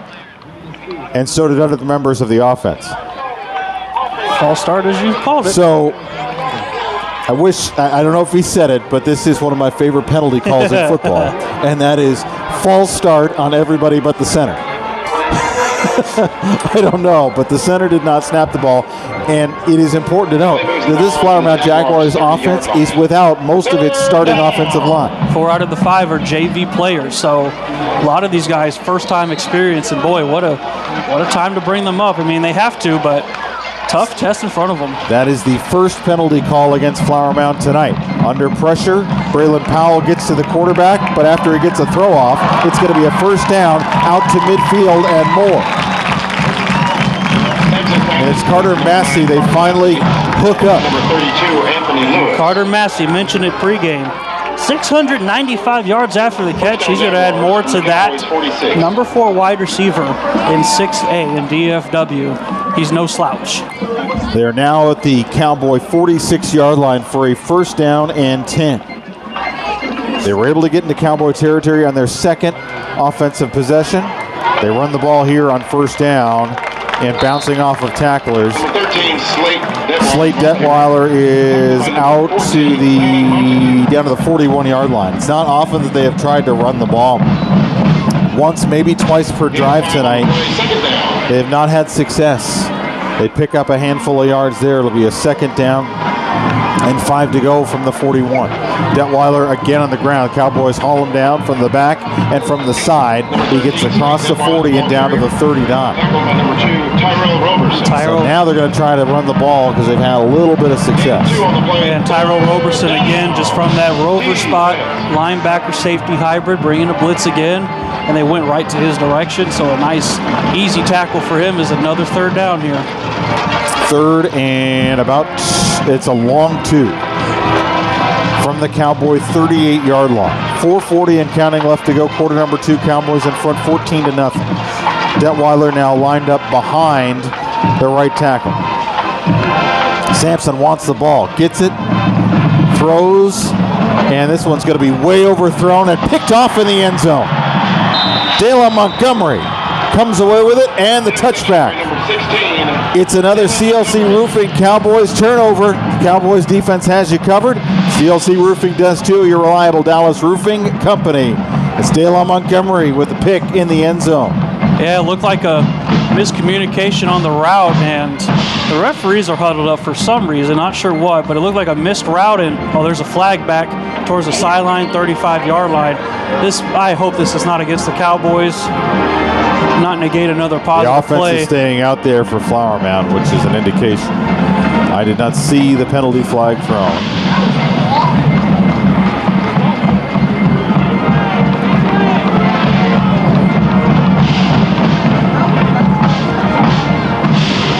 It's a Flower Mound personal foul penalty. Okay. So that the interception will stand. What I was going with it, though, mistimed route, and it almost looked like the route was made for Dylan Montgomery, an easy over-the-shoulder catch for him, and going to be his second interception. Had one against Waxahachie in the game that didn't count, but we counted for stat purposes, so officially his first interception. Yep. But I remember seeing that other one, and you can't tell me it didn't happen. I know, exactly. We were there. A game did happen somewhat. So with the penalty yards tacked on, the Cowboys will take over at their own 35-yard line. 2 interceptions in the half so far for the Cowboys. They've turned the first one into points, trying to turn the second one into points. Tight formation here on first down. Operating off the right hash mark, driving towards the fieldhouse end. To give in the backfield. And spinning his way forward to the 38-yard line is Jaden George. Cowboys have mixed it up on first down tonight, which is not something you often see. Yeah, usually especially in the first quarter, they mixed it up even from the start. Usually they have a quote-unquote script that they run, and they have a different script, just doing a little something different, and it's worked out for them, and they've done that this entire game. Operating from the middle of the field, Jaden George. The give in the backfield. He's out past the 40, 45, stood up, and then finally hauled down around midfield. They'll say he's down to the 49-yard line. Good hard-nosed run there. Bounced off of a guy, kept going, kept the legs churning, picked up a few more yards, and now has the chains moving. It'll be first down and 10. From their own 49-yard line, 3:40 left to go. Quarter number 2, Cowboys in front, 14-0, and looking to tack on more before the end of this half. They do get the ball at the end of the second half, so you know what they want to do. I mean, beginning of the second half. We hope they have the ball at the end of the second half in victory formation, Right. But I think what you're trying to tell me to do is say double dip, There you which go. they're going to do. Jaden George, the run, cross midfield, down to the 48-yard line. I am never a fan of correcting someone, but I wanted to have a little fun with that one because I never get it's always me tossing it to you to say double dip, and now I get to say it. One may say I threw a trick at you. You did. And I turned into a treat, or it was a treat, or I'm done with Halloween. All right. From the Flower Mound 48-yard line, right hash mark, 2:59 left to go. Cowboys have the ball on a second down and 7.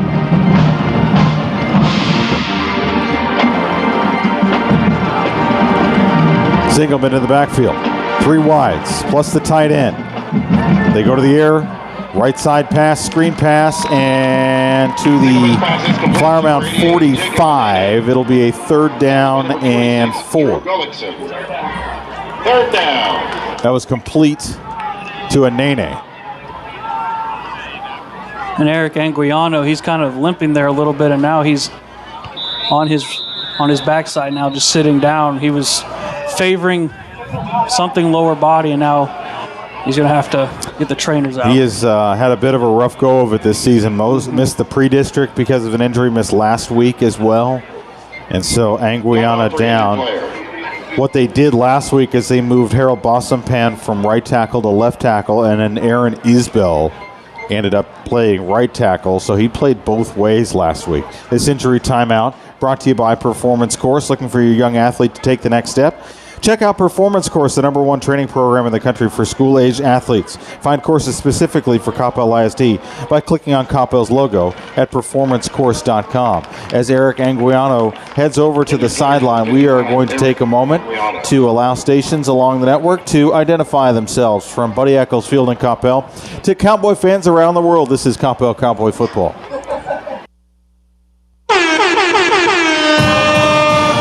You're listening to the home of the Coppell Cowboys, Champion Sports Radio.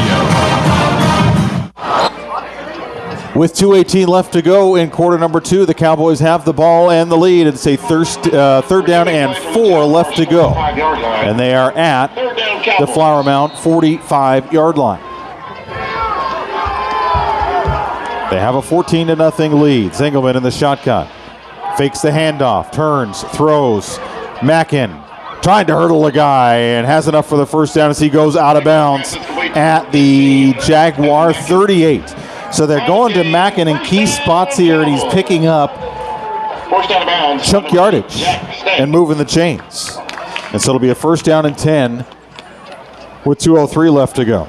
Yeah, Mackin, he's only got 5 catches so far this year, but with those 5 catches, making the most of it. A couple touchdowns to his name, already got a couple receptions here tonight. From the 38-yard line. Last play before the 2-minute timeout.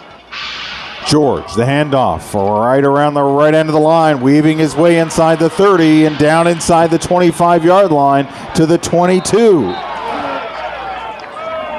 Jaden George, and a late penalty flag comes in. Tackle made by number 19. Let's see what this one is. It's certainly extracurricular activity. Both signs are pointing in every direction here, so. He said, she said. What's the truth? Let's see what it is. Ugh. And as we suspected, it is against the Cowboys.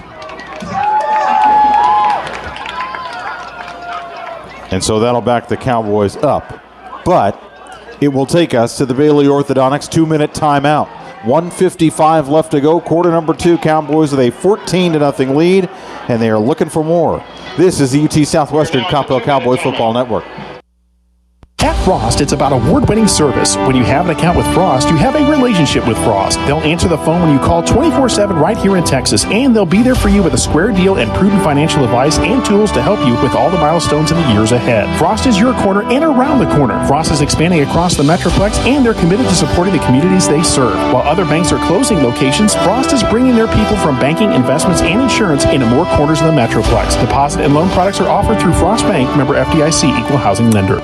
Are you looking for your young athlete to take the next step? Then check out Performance Course, the #1 training program in the country for school-age athletes. Performance Course is an unrivaled approach to progressively improving athletic ability. This unique course combines sound, proven strength and conditioning principles with the latest methodologies in a dynamic training environment to give your athlete a physical and mental advantage over the competition. Check out the available Coppell ISD-specific courses online by clicking on the Coppell logo at performancecourse.com. 1:55 left to go, first half. Tom Dewar, Dakota Burke at the Champion Sports Radio broadcast booth. The Cowboys with a 14-0 lead over the Flower Mound Jaguars. Great to have you with us here on Halloween Friday night. This game turning out to be quite the treat, Dakota. Yeah, it is. I mean, Cowboys up 14-0.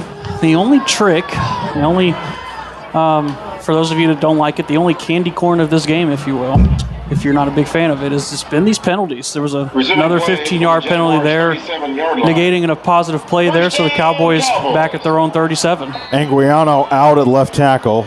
He's still out. Boston Pan has moved over to left tackle with Aaron Isbell playing right tackle for the Cowboys here on a first down. Zingelman, play action. Looking long down the middle of the field, and that one is knocked away at the last second. Crew Davis was wide open, but that was a great defensive play. 13, Crew Davis. Broken up by number 14, Christian Herniak, who had the interception earlier, knocked that ball away, and that is the first incompletion from Zingelman, and that's very Edward Griffin-esque to get this deep in a ball game before your first incomplete pass. Yeah, Christian Herniak, I mean, why not it be him? 2 interceptions, well, 3 now after his last one, 3 pass breakups. He's a force to be reckoned with there in the secondary. Second down at 10 for the Cowboys. A little trickery here, Nene off the sweep, weaving his way inside the 30 and down to the 26-yard line. So he's going to be close. No, he has the first down. He has the first down on the sweep. Cowboys. Tackle made by number 8, Jack Stank.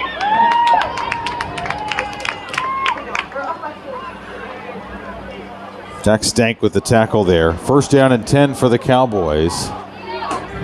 They're at the 26-yard line. Zingelman out of the shotgun. The handoff. George fights his way forward down to the 20. And we'll call it here. The Cowboys are in the Frost Bank red zone. Jaden George, the ball carrier. So clock is ticking. 1:08, 1:07 left to go. Ball on the left hash mark. Fieldhouse end. on the 20-yard line. 2nd down and 5-ish. George got the first down inside the 15 before he is fighting his way forward down to the 11. Number 20. He has had some really tough runs tonight. He has. At the beginning of the year when I was watching his film, he reminded me like of an Emmitt Smith type, wasn't going to break your ankles, but just little moves that he would make to get to the open hole, and he did that right there. Was going left, just shifted right, misdirected the other way, and got that first down. Timeout taken. Coppell calls it. This team timeout brought to you by Anamias. For those with pure food indulgence, Anamias is the place for you. They use the freshest ingredients to offer you the best dining experience. In Coppell at Denton Tap and Sandy Lake Rose and online anytime at anamias.com. Cowboys started this game out, got the crowd into it early. Second play, it was an Anthony Lewis interception. They turned that into points on the McAfee 21-yard touchdown run. Then the 4 straight play goal line stand on defense. And they drove 99 yards, capped off by the Eccles touchdown catch. Teams have traded interceptions, and the Cowboys have the ball again. 1st down and 10 from the Flower Mound 11-yard line with 42 seconds left. So the Cowboys trying to double dip here 11-yard line. before the end of the half, as they will have the ball to start the second half.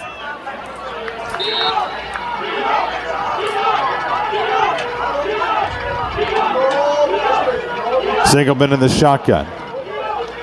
Crew Davis, the lone wide receiver, to the right side. The flip in the backfield is to Bibbs. Jaden Bibbs playing a little offense tonight and gets through to the 9, picks up 2. On the end around. More of the jet sweep, but a modified jet sweep, we'll say, as he cut it up the middle. Down inside the 9, and a timeout called. Cowboys take another timeout. This team timeout brought to you by Bliss Orthodontics. Experience the Bliss difference. Dr. Edow, the leading orthodontist in Coppell, has been serving the Coppell community for more than a decade. Bliss can help you with braces, Invisalign, sleep apnea. Go to blissortho.com for more. Busy night in high school football, especially in this district. We'll take a look at the out-of-town district scoreboard. When we get to the Whirly Ball halftime show, you'll hear from the Coppell Band. We'll have the performance course halftime stats and, of course, tell you about the Coppell ISD Athletes of the Week and the ever-growing list of great things that are happening in the Coppell ISD athletics community. That's all coming up in 37 game seconds on the Whirly Ball halftime show. But for now, the Cowboys have the ball. 2nd down and 8 from the 9-yard line of the Jaguars. Engelman in the shotgun. 3 wides are out there. He pulls the snap, throws, and that is caught in the back of the end zone for a touchdown. Jacob Anene tap dancing on the end line, hauls it in for 6. Yeah, no flag to negate his touchdown this time. Carter Zingelman rolling left, throwing across his body, right on target. Anene running a great route across from one goalpost to the other, just getting open. Great job there. They're going for 2 right now. They go to the end zone, the fade route, and flags are thrown on the pass. The ball was just slightly underthrown to Anene along the Flower Mound sideline. But 2 officials on top of it, both throwing their flags at the same time. So now the question is, you set up a normal formation and maybe run the ball here. We'll see what they decide to do. Zingelman looking to his sideline here, and an untimed down. Looking for the play call here. They got Evan Mackin, the tight end, who will line up right behind Errol Bossampan, who's playing left tackle now. George is out there. They bring in Nene to join Crew Davis over on the left side. So the right side is empty. They go to George, and he is in for 2. The handoff, they ran to the right. The pile was pushing to the left, and it gave George just that crease he needed to get in for 2. So a touchdown and 2. With 31 seconds remaining in the first. And so with 31 seconds left to go in quarter number 2, It is a 22-0 lead for the Cowboys over the Flower Mound Jaguars. This is the UT Southwestern Coppell Cowboy Football Network.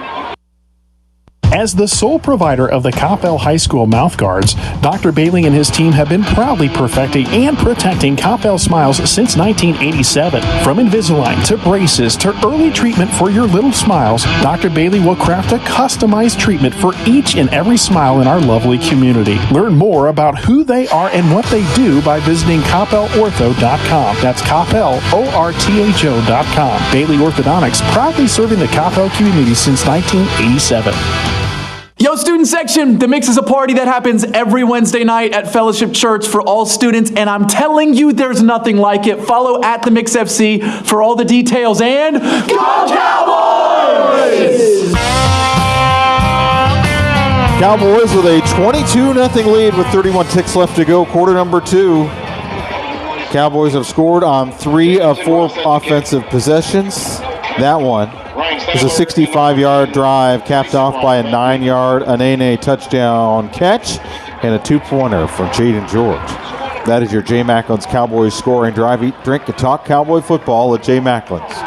The kickoff is taken from the 5-yard line, weaving his way through out past the 20 to about the 21-yard line, and some pushing and shoving after the fact that won't lead to any flags, thankfully. So 22 seconds By number 14, for Flower Mound to try to do something to keep pace with the Cowboys. They are down 22-0, and so if you're asking yourself, why do the Cowboys at that point go for 2? Get a touchdown, you can make it 21. Said they go for 2 because in the playoffs, who the hell knows what you're going to need to do? Yeah. And this team seems to be really well tested in going for 2. They're now 5 for 9 on the season.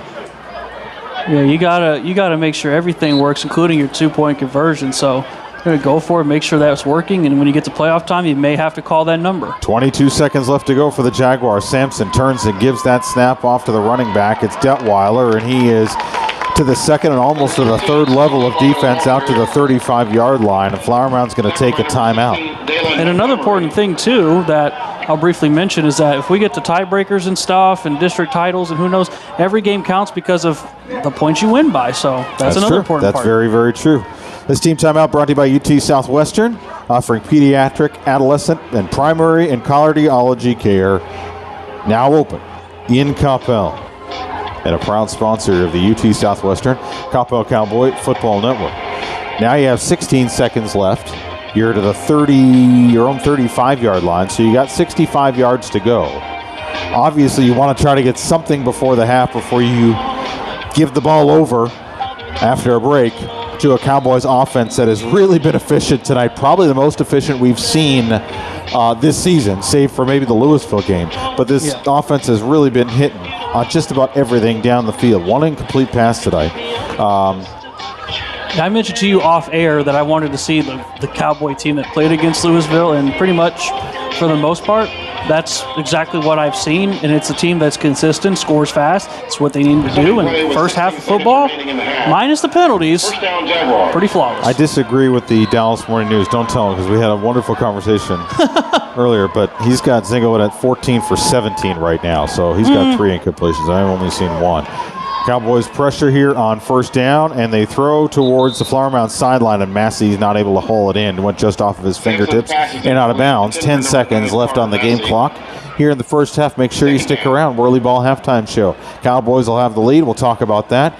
We'll talk about the halftime stats. You'll hear from the Cowboy band, or the Coppell band, pardon me. Scores from around the district in an important matchup between Louisville and Geyer. It's and then we'll have the interesting. athletes of the week as well.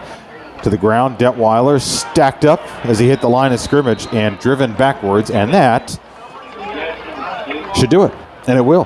Slate Detweiler, the ball carrier. And the clock on the scoreboard ran down to 0, but I did not see, I think the officials, yes, it is the end of the first half. The officials hadn't made the ruling, but now everybody is retreating and headed towards their respective huddles and locker rooms. And that is only the half of it. Cowboys with a great first half of football. They have a 22-0 lead over the Flower Mound Jaguars. Stay tuned. The Whirly Ball halftime show is coming your way next. This is Coppell Cowboy Football on the UT Southwestern Coppell Cowboy Football Network.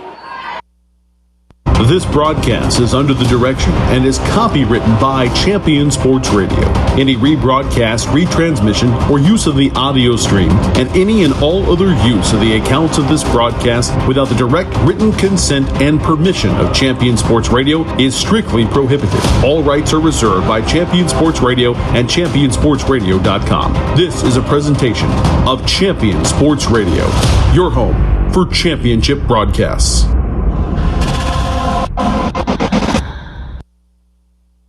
For those with pure food indulgence, Anamiya's Tex-Mex is the place for you. Anamiya's uses the freshest ingredients in all dishes to offer you the best dining experience. Treat yourself to more than 50 menu choices from the classic to the creative Mexican dish. And not only is Anamiya's the best Mexican restaurant in Coppell, but they're also a top Dallas caterer. Located on the northwest corner of Denton Tap and Sandy Lake, remember, everyone goes home happy after eating Anamiya's. Anamiya's, where contemporary meets sabor. Online at anamiyas.com. Hey, yo, student section! I'm here with your boy Cowboy Carl, and we need to tell you something. The Mix is a party that happens every Wednesday night at Fellowship Church for all students, and I'm telling you, there's nothing like it. Follow at The Mix FC for all the details, and go Cowboys! Are you looking for your young athlete to take the next step? Then check out Performance Course, the #1 training program in the country for school-age athletes. Performance Course is an unrivaled approach to progressively improving athletic ability. This unique course combines sound, proven strength and conditioning principles with the latest methodologies in a dynamic training environment to give your athlete a physical and mental advantage over the competition. Check out the available Coppell ISD specific courses online by clicking on the Coppell logo at performancecourse.com. Homeowners in the DFW, listen up. Have you ever considered owning your own power by going solar? Well, my name is Dylan Olson with Infinity Solar USA. We are a locally owned and operated company to the DFW. We've helped thousands of homeowners become their own power company by going solar. We take pride in providing an amazing solar experience. Thanks to Champion Sports Radio, we've created an exclusive discount just for you. To get a free solar savings report, go ahead and give us a call at 469-868-4164. Infinity Solar USA. Do you feel your home is too humid and slightly musty? Do you have that room or side of the house you don't use because it's too hot or too cold? Do you have family members struggling with health issues or allergies? Then contact Energy Attic and transform your living spaces by transforming your attic. Energy Attic uses a 3-part energy reduction system to make your home or office as comfortable and energy efficient as possible, saving you money, reducing your carbon footprint, and improving indoor air quality. Who doesn't want to save money, breathe cleaner air, and sleep better? Energy Attic helps improve your home climate control, reduces those cold and hot pockets, makes it more comfortable throughout, and saves you up to 40% on your energy bill. It's fast and easy to schedule your free Energy Attic audit. Simply visit energyattic.com and fill out the form. Virtual appointments are available as well. Now is the time to get your project started, so let Energy Attic show you how much you can love the comfort of your home. energyattic.com. Attic solutions to transform your life.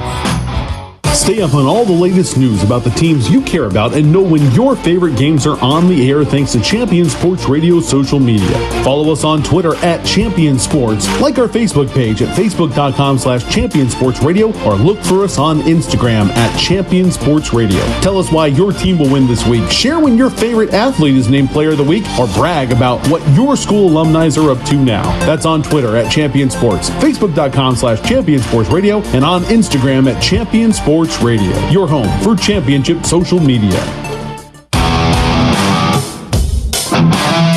Cowboys have a 22-0 lead over the Flower Mound Jaguars. Welcome into the Whirly Ball halftime show. Tom Dewar, Dakota Burke in the Champion Sports Radio broadcast booth here at Buddy Echols Field. A return home for the Cowboys, and boy, they give the home fans a treat. They hit on 3 of their first 4 possessions here. They got a defensive takeaway with the interception, 2 of them with the interception in the end zone late in that second quarter that turned around and set up another touchdown drive for the Cowboys. So really the exact type of first half you really wanted to see from the Cowboys on both sides of the football. Yeah, I didn't want to see a Cowboy team that were fighting themselves down at halftime and, having to do, like I said before earlier, I know cowboy fight never dies, but it gets exhausting at times, and I didn't want a fighting game. I just wanted a game where the Cowboys come out and handle their business and move on, and halfway through, they've handled their business.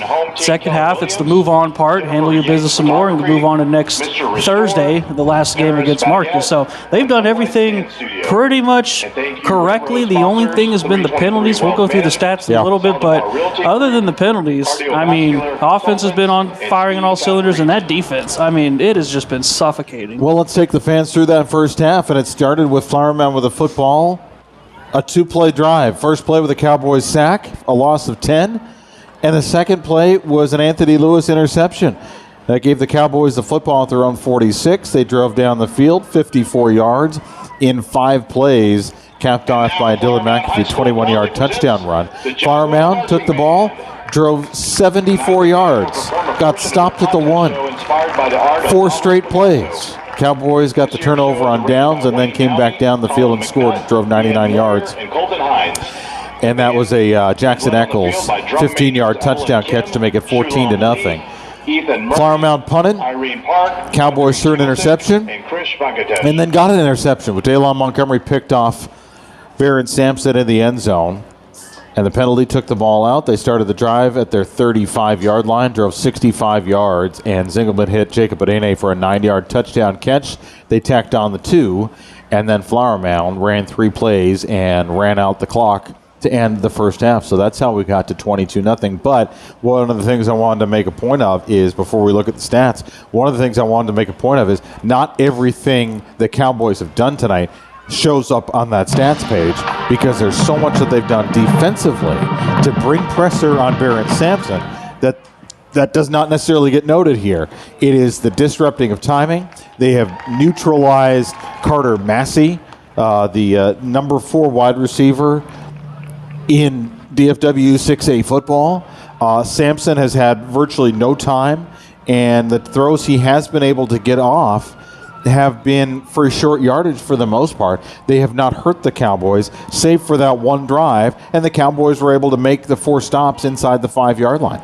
Yeah, this defense, their sacks have been, sometimes it's just been the pressure, sometimes it's been a blitz, and sometimes it's just been coverage sacks. The secondary, of course, 2 interceptions, that you'll see that number and go, oh, they're doing a great job. But as you mentioned, the things that don't show up on the stats, they have every receiver pretty much on lockdown, and it causes Barron Sampson to try to find somebody, and there's no one open, and then he looks in front of him, and there's got red jerseys in front of you, and he's having to escape, and most of the time they're able to bring him down for some sacks. So it's a credit to every single person on the defensive side of the football. It'd be hard to pick a defensive player of the game if everything stays the same. Just pick the whole defense for all I care. Again, we know what's on the stat sheet, but again, it's not enough of a representation of what the Cowboys have done well. Let's take a look at those performance scores halftime stats. 286 yards of total offense for the Cowboys in that first half alone, to only 77 for Flower Mound. That is a stat that tells a whole big story in itself. It does. And then when you break it down more, 183 passing yards to 56. The Cowboys getting 10 yards a pass. I'll take that any day. Already 100 yards rushing. Most of that not coming from Zingelman. Most of it coming from Jaden George and McAfee. 64 yards for George, 36 for McAfee, and a touchdown. Carter only has 2 rushing attempts for 3 yards. That's kind of weird to say at the end of a first half, but again, he's doing it with his arm with 2 touchdowns, 14 to 17, 183 yards. We mentioned penalties over and over again. Flower Mound only has 2 penalties for 15 yards, and it's rare to see a team with 7 penalties and 87 yards in the first half be up 22-0. Which is great, you're up 22-0, but that's a glaring number that when you go up against teams in playoffs, they're not going to be down 22-0. They're going to be right up at your throat, or they may surpass you if you keep going like that. So let's talk a little bit about those penalties and where they were. On that second Flower Mound offensive possession, 5 plays before the face mask penalty that kept that drive alive. 2 plays and then the pass interference. They disrupted Sampson. He fumbled the snap, was able to recover it, and then the Cowboys got called for a horse collar tackle. Then the next offense, so that was the drive that they stopped the Jaguars at the 1-yard line. They come out, and Zingelman on the third play of that drive, hits Jacob Anene for what would have been a 96-yard touchdown hookup. That comes back on a blocking foul during the play. They end up scoring, but still, there's no guarantee when you commit these penalties that you're going to be able to recover from them. And that is something this team needs to lock down in these next 2 weeks. They got into penalty trouble early last week. They were able to cut that off at the end of the first half. They committed no infractions in the second half. They need to do that same thing tonight and then turn around next week against Marcus and not be careless. Exactly. I mean, look, you're doing it against Flower Mound, okay, you're up 22-0. You go up against like a Prosper, you're not going to be up 22-0 with 7 penalties, 87 yards. You might be down 22-0 if, things go really bad. And I'm just throwing Prosper as a hypothetical matchup that could happen. But all that being said, when you're in the playoffs, you can't be having those numbers, especially in the first half. Now, if they come out in the second half and shut it down like they did last week, great, awesome job. This team knows how to be disciplined. So go be disciplined. You know how to do it. As we said earlier tonight, on the season, this Cowboy team is averaging almost 6 penalties for 55 yards. They have over-indexed on that tonight. And so, be it Halloween, am I allowed to say of the potential playoff matchups, Prosper would be the trick, Plano West would be the treat? Can we say that? I mean, I don't know. That's fair. Plano West, by the way, on a bye this week, so they're not playing. But, I would agree that those look like the two most likely opponents, potentially, maybe, asterisk, I don't know. I don't want to see Prosper right now. That's all I'm going to say. I do not want to see it. If you saw any bit of that game last Friday against Allen, they took that Allen team to the very last play and just barely missed a field goal that would have won it. So I do not want any part of that Prosper team in the by-district round. So we hope for Plano West. Again, somebody else could jump up in there. I am not in the business of predicting or prognosticating. I know those two words mean the same thing. Too chaotic right now to predict. I never get it right, especially with the new structure and football going big school, Division I, Division II, 2 paths to a state title, and 2 state champions, big school and small school. That just throws everything. It used to be 1 plays 4, cross district, 2 plays 3. Simple. Yes. Not anymore, my friends. Not so fast. There you go. And by the way, just a quick note: numbers came out for realignment that will happen in February. There's going to be some moving around. That is some stuff. Yeah, that is some stuff. Bye bye DeSoto potentially to 5A. DeSoto dropping to 5A. Bowie dropping to 5A. Possibly Cedar Hill. Lancaster. Which everybody in that district is going, thank you, because it's so loaded. Open some things up. 2 Richardson schools potentially dropping to 5A. There is a lot still to be determined, though, between now and February. And Alito, the 5A powerhouses, moving up to 6A. They came with like 2,400 students. So UIL still has to provide their cutoff numbers. Can I give you one to watch? Sure. If it doesn't happen now, it could happen in a few years. Okay. Prosper and Rock Hill. Walnut Grove be going to 6A too, so there is a desire in that Prosper community to go all 5A like Frisco. Interesting. Keep an eye on that. All right, taking a break here on the Whirly Ball Halftime Show. The Coppell Band will be on the field in just a moment. This is UT Southwestern Coppell Cowboy Football Network. At Frost, it's about award-winning service. When you have an account with Frost, you have a relationship with Frost. They'll answer the phone when you call 24/7 right here in Texas, and they'll be there for you with a square deal and prudent financial advice and tools to help you with all the milestones in the years ahead. Frost is your corner and around the corner. Frost is expanding across the Metroplex, and they're committed to supporting the communities they serve. While other banks are closing locations, Frost is bringing their people from banking, investments, and insurance into more corners of the Metroplex. Deposit and loan products are offered through Frost Bank, member FDIC, equal housing lender.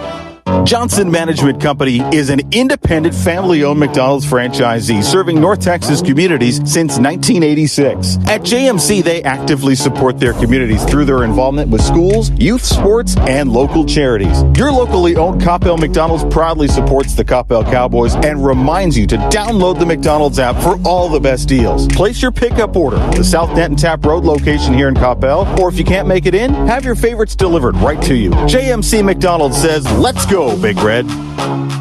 There's a time and a place for everything. As you'll see, projections for the next quarter are... He shoots, he scores! 2 points for team middle management. The office is not one of them. Jack, can I see you in my office? No pouting, it's your ball. Let's see what you got. But Whirly Ball is.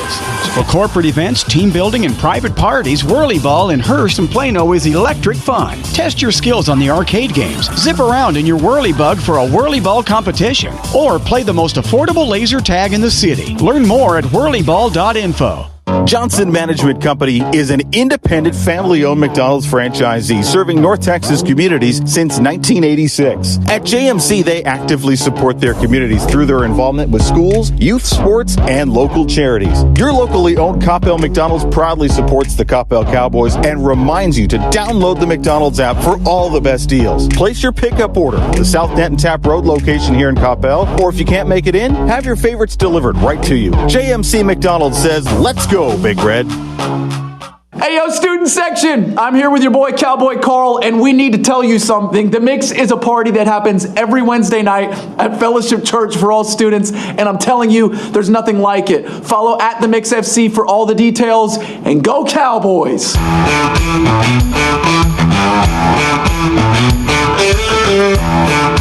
Welcome back to the Whirly Ball halftime show here. The Cowboys with a 22-0 lead over the Flower Mound Jaguars. Tom Dewar here with you in the Champion Sports Radio broadcast booth. Life's a whole lot more fun when zipping around in a Whirly Bug, 2 locations in Plano and in Hearst. The most affordable laser tag in town. Visit whirlyball.info for more. The Coppell Band is getting set up here, and so why don't we head down to the field, and as they get ready to play, they're introducing the Larriettes, and we will let you listen in to their halftime performance. Member Avery Ava Burgess. Teacher of the week is Mr. Farside. Thanks for all you do. Tonight, the Larriettes will be performing their new streamer jazz routine to Dance Again.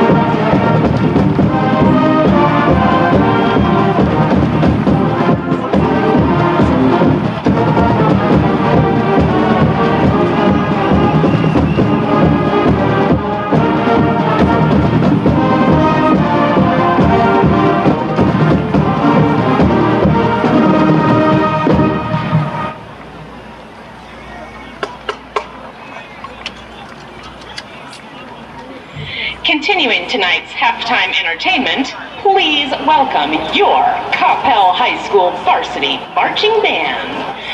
The 2025 Varsity Marching Band production is entitled Triptych and is under the field direction of senior drum majors Alexa Jacob, Akshara Pillai, Sonia Meng, and junior drum majors Ishan Mahamkar and Vihan Danapalaksha.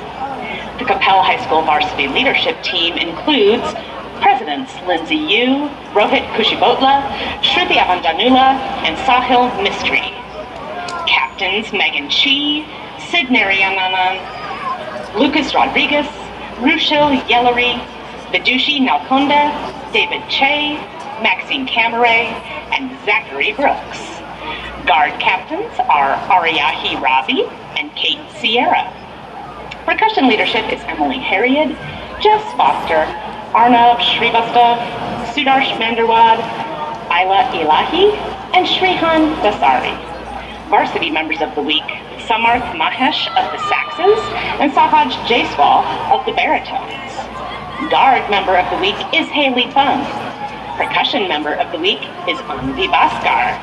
Varsity section of the week is the percussion, and band booster section of the week is the pit crew.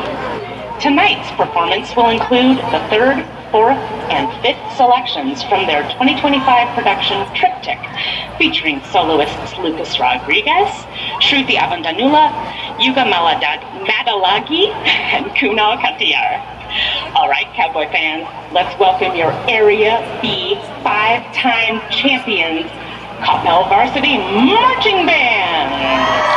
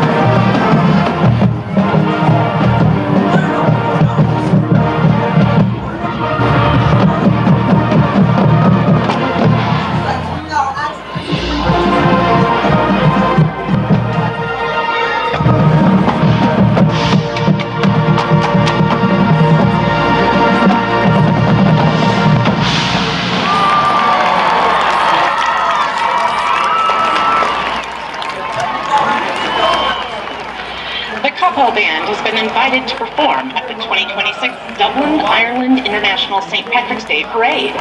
We would like to thank the Coppell community for all their support of this international achievement. We would also like to thank our amazing band boosters for their continued support of all our students and program needs. The Coppell Band would like to wish the Flower Mound Band best of luck at the UIL State Marching Contest this Monday and Tuesday. All right, beautiful performance by the Coppell Band, and we will head to one more break, and we will come back and wrap up the Whirly Ball halftime show. The Cowboys with a 22-0 lead over the Flower Mound Jaguars. This is the UT Southwestern Coppell Cowboy Football Network. Johnson Management Company is an independent, family-owned McDonald's franchisee serving North Texas communities since 1986. At JMC, they actively support their communities through their involvement with schools, youth sports, and local charities. Your locally owned Coppell McDonald's proudly supports the Coppell Cowboys and reminds you to download the McDonald's app for all the best deals. Place your pickup order at the South Denton Tap Road location here in Coppell, or if you can't make it in, have your favorites delivered right to you. JMC McDonald's says, let's go, Big Red. All right, we can't wrap up the Whirly Ball halftime show without giving some shout-outs here to the Coppell ISD Athletes of the Week and tell you all about the great things that are happening in the world of Coppell sports. Yeah, before we get to the individuals, let's go to the teams. First off, volleyball. Unfortunately, out by district round against Allen, but they had a fantastic season, so the Coppell girls volleyball did a wonderful job this season. Congrats to them on a fantastic season. The swim team, they were in the Dragon Hunt, and Tom, whenever a swimmer wins a meet, wins a heat, you know what they get for that? I do believe I know this. Rubber chickens. Oh, they do the chickens? The rubber chickens. So Tanner got into swimming a bunch, and he did a couple of meets, and he won ducks. There you go. Rubber ducks. So same thing there. Some sort of foul. Cowboys overall took home a dozen rubber chickens from their races. The boys came up in 6th place overall. Some of the leading athletes there: Abhinav Angenhort. I'll get it right. Otri. There we go. She scored 34 points, and Gabriella Pardo with 28 points. So congrats on all the rubber chickens. And then on that same day, the dive team had their own separate thing going on, an 11-team dive championship meet. Emery Darrow came in 2nd place out of 11 schools, so a big shout out to her on her performance there for the diving team. And then moving on down to golf, a sport I'll be playing tomorrow and not doing as good as some of these folks did. The varsity boys and varsity girls teamed up at the South Lake 4-ball tournament at Tangle Ridge, finishing 3rd overall. Some highlights include Jack Padden, Nethra Sheary finishing strong, a 135 combined score, 68-67. Also some names, or Jack Padden, I should say individually, shot a 70 and a 69 over 2 days. I could only dream of doing that.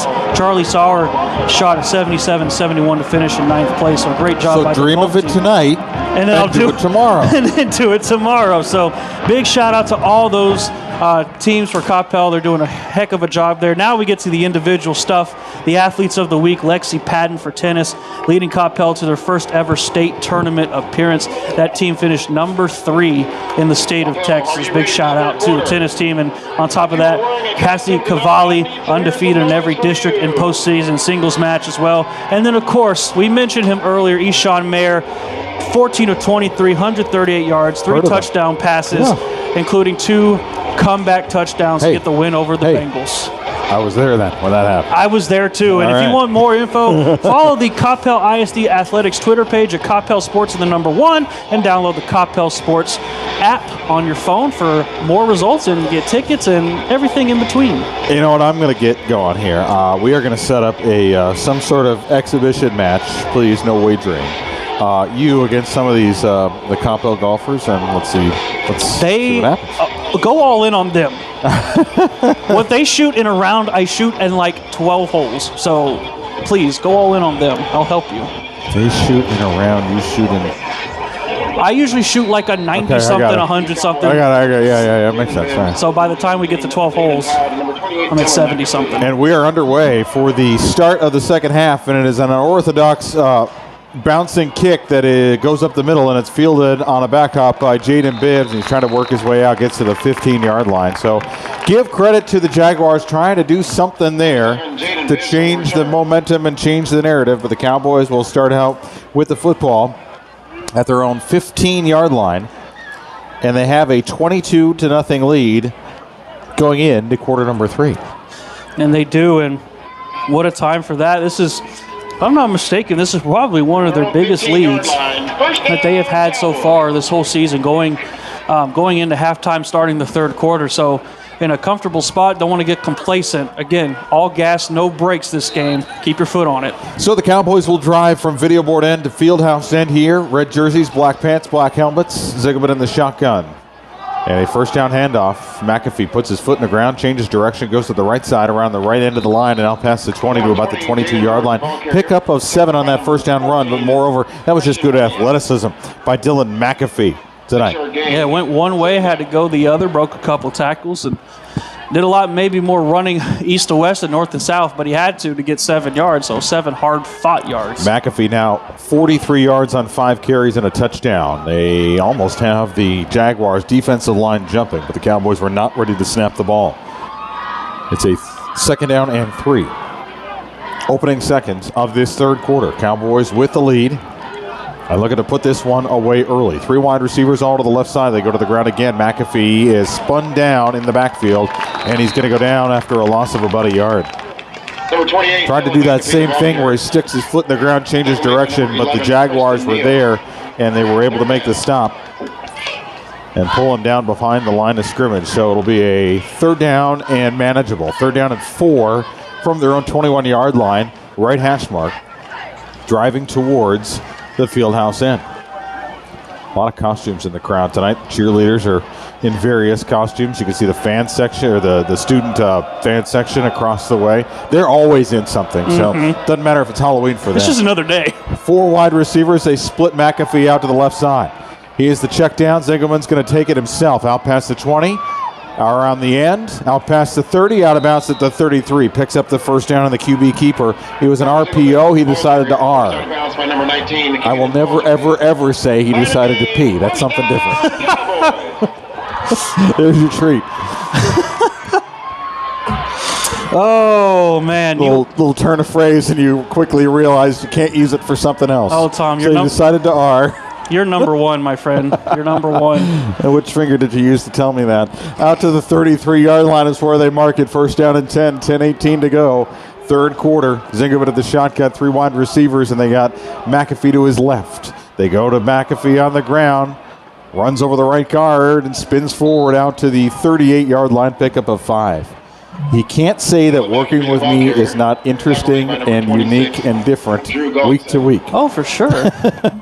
Gain of 5 on the play. You just kind of never know what, and sometimes me too, you never know what comes out of my brain, out of my mouth. Sometimes you have to try to filter it. Jaguars look to try to bring pressure here off the right end of the offensive line, so the left end of the defensive line. It'll be a second down and 6. 7 even to go here The ball is on the ball is on the Cowboy 38-yard line. Back to the ground again. Another running play, weaving his way through and out to about the 43.5-yard line. Should be enough to move the chains, and it is. So 5 straight running plays here to start this third quarter, which should be an indication of how the Cowboys want this quarter to go. As they get this one out to the 34-yard line, first down and 10. They want to run, they want to ground, they want to pound, they want to grind the clock down. Yeah, just waiting for the play on the sideline, just as you mentioned, just taking their sweet time. They spot the ball on the right hash mark. Driving towards the fieldhouse end. They line up in the pistol. Play action. Zingelman's going to go to the air. He should have a nay-nay here, and he does. Inside Flower Mound territory to the 38-yard line. He's thrown out of bounds. Caden Baldry is the star safety there. And I say star safety because this Jaguars defense uses that star safety position as kind of a hybrid safety linebacker.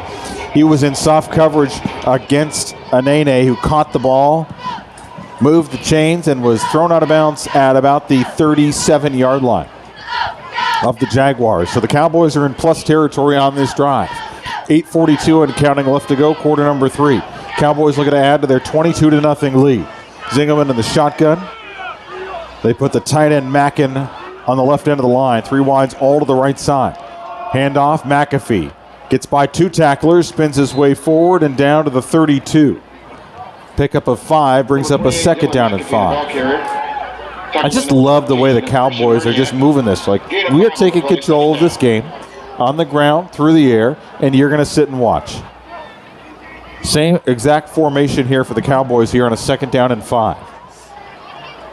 McAfee is sidecar right to Zingelman.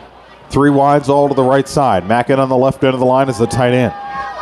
Shotgun snap off the left hash mark. Zingelman looks to go to the air, has to step up and gets away from pressure and tries to crawl forward. He's going to lose yardage here. He's going to go down for a sack. Sack by number 38. That sack was Anthony Sakalaris, and that's kind of an appropriate name for what just happened there. It's a good name if you play that position. Defensive lineman, senior defensive lineman, comes up with his first tackle of the season, and it's a sack on Zingelman back to the 35-yard line. This will bring up a third down and 8. Clock ticks down to 7:23 and counting. Third quarter.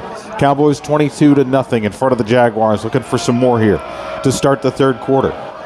Triangle of 3 wides over to the right side. Lone wide receivers Davis to the left side. Zingelman drops, and a flag comes flying in. That should be a hold against the Cowboys. They go to the air, and it's knocked away in the end zone. But I think this is going to be what we're going to see here. The flag was thrown by the head referee behind the play, and he is conferring with the Flower Mound sideline. So I have to believe this will be a hold against the Cowboys that happened right. Yep, there it is. On the replay, we see it here, and you see it on huddle. That's against the Cowboys.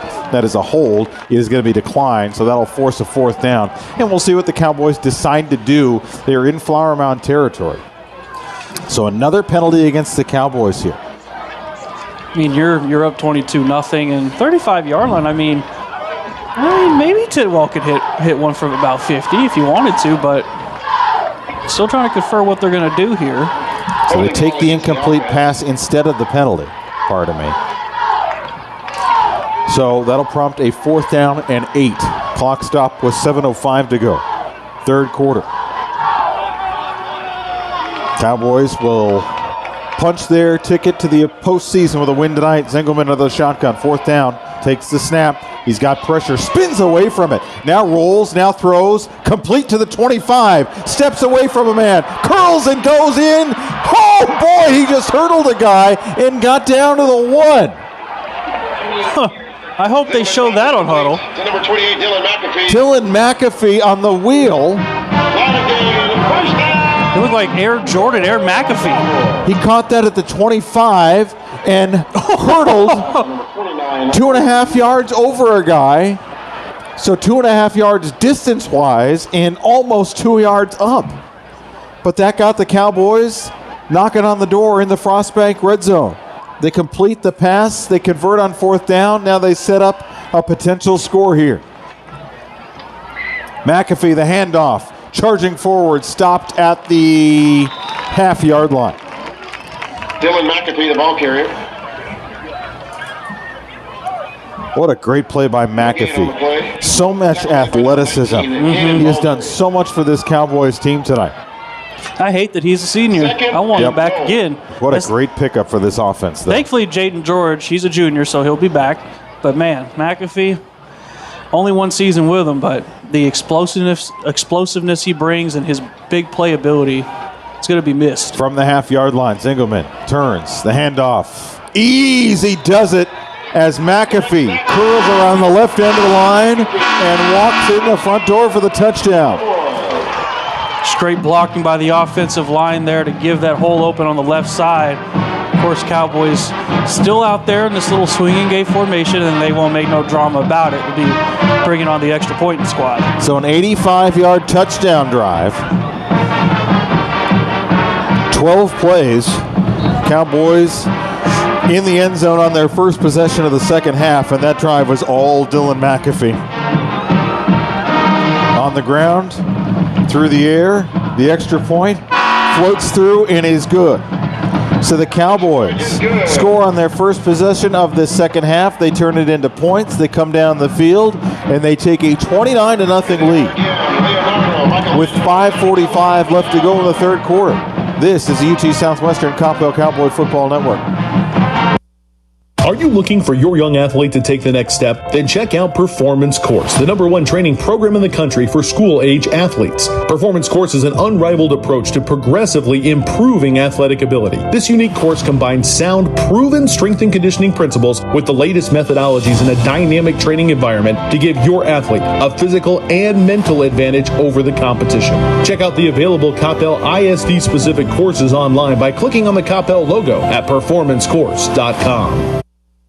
Stay up on all the latest news about the teams you care about and know when your favorite games are on the air thanks to Champion Sports Radio social media. Follow us on Twitter at Champion Sports, like our Facebook page at facebook.com/championsportsradio, or look for us on Instagram at Champion Sports Radio. Tell us why your team will win this week. Share when your favorite athlete is named Player of the Week, or brag about what your school alumni are up to now. That's on Twitter at Champion Sports, facebook.com/championsportsradio, and on Instagram at Champion Sports Radio, your home for championship social media.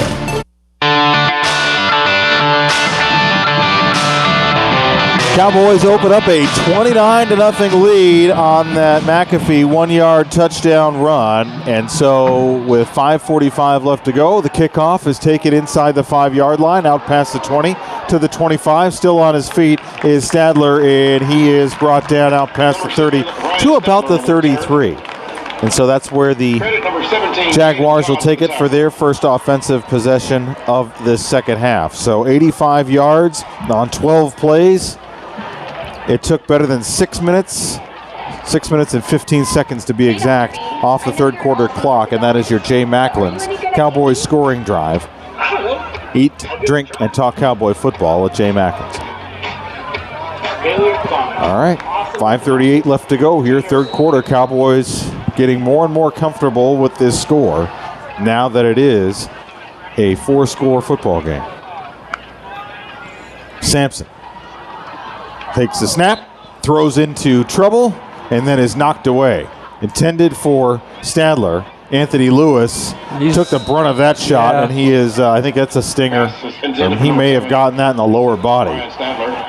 Stadler was the intended wide receiver, but Lewis is the victim of a bit of friendly fire here. Injured player. Injury timeout brought to you by Living for Zachary. Sudden cardiac arrest. Doesn't wait, so we can't either. Schedule your child's heart screening today. Apply for an AED for your organization. Make a donation that can change a life. Join the movement at livingforzachary.com. I was hoping that the video board here would show the replay so we could see what exactly happened. Two defensive players going for the football to make the stop there. They end up doing that, and Lewis takes a little friendly fire, and it looks like he's favoring his left side, his left arm, is what we could see kind of from here. At least that's what it looks like. But resuming play.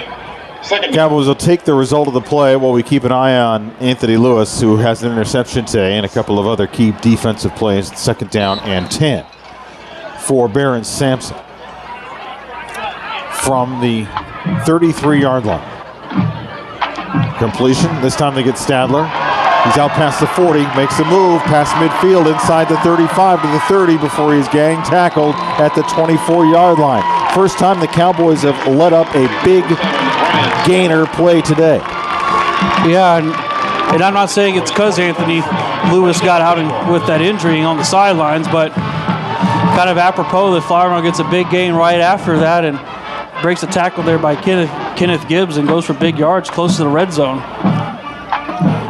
He'll set up a first down and 10 for Flower Mound in Coppell territory. The screen pass over to the left side, making his way inside the 20, inside the 15. Is Mike Miles, the wide receiver, the first time they've targeted him tonight. So Flower Mound showing a little life here in this third quarter with 4:55 left to go. And the Cowboys in front 29-0. The Jaguars are advancing deep into Coppell territory for the first time since the first quarter. The Cowboys were able to stop them at the 1. Clock stopped with 4:54. 3 wide receivers and some confusion as they bring Mike Miles to the right side. 5 seconds on the play clock when he gets set. They still haven't snapped it. Now they do. It's a direct snap to Detweiler, and he is swallowed up. The ball come out? I thought it did. They're going to say it did, but it was recovered by Flower Mound. They went with a direct snap to the running back, Slate Detweiler, and that did not yield anything but a bunch of chaos. Second down.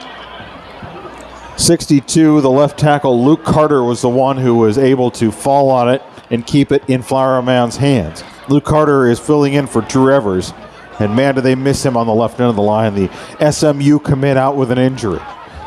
4:16, they snap the ball. Up goes the middle, goes the running back, Detweiler. He tries to fight his way forward before he's thrown down like a rag doll at the 12. Slade Detweiler, the ball carrier, tackled by number 3. Every now and then they remember that they have a running back in Slate Detweiler who's got almost 400 yards of rushing this year, and they try to go to him, and they just don't get anywhere with him. They bring the fullback, Dalton Graves, out, and they bring Liam Burge, the wide receiver, back in. So it'll be a 4 wide receiver package. Tight to the formation on the right side, 3 of them. And confusion over on the left side. Wide receiver doesn't know what is going on here. They split Barron Sampson, the quarterback, out to the right side. Direct snap keeper to Detweiler. He throws the air to Sampson and leaping and not able to make the catch on a 3rd down and 9. So they've tried trickery. They've tried conventional offense. Nothing works for them tonight.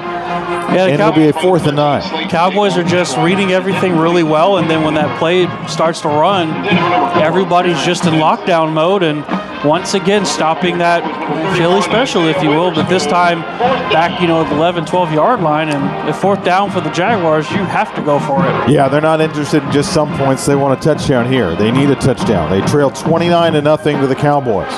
3:25 left to go for this 4th down and 9, and a timeout will be taken as the Cowboys defense looks to get another 4th down stop deep in their own territory. This timeout brought to you by Frost Bank. At Frost, it's about award-winning service. When you have an account with Frost, you have a relationship with Frost. They're there to answer your call 24/7. Frost Bank, member FDIC, equal housing lender.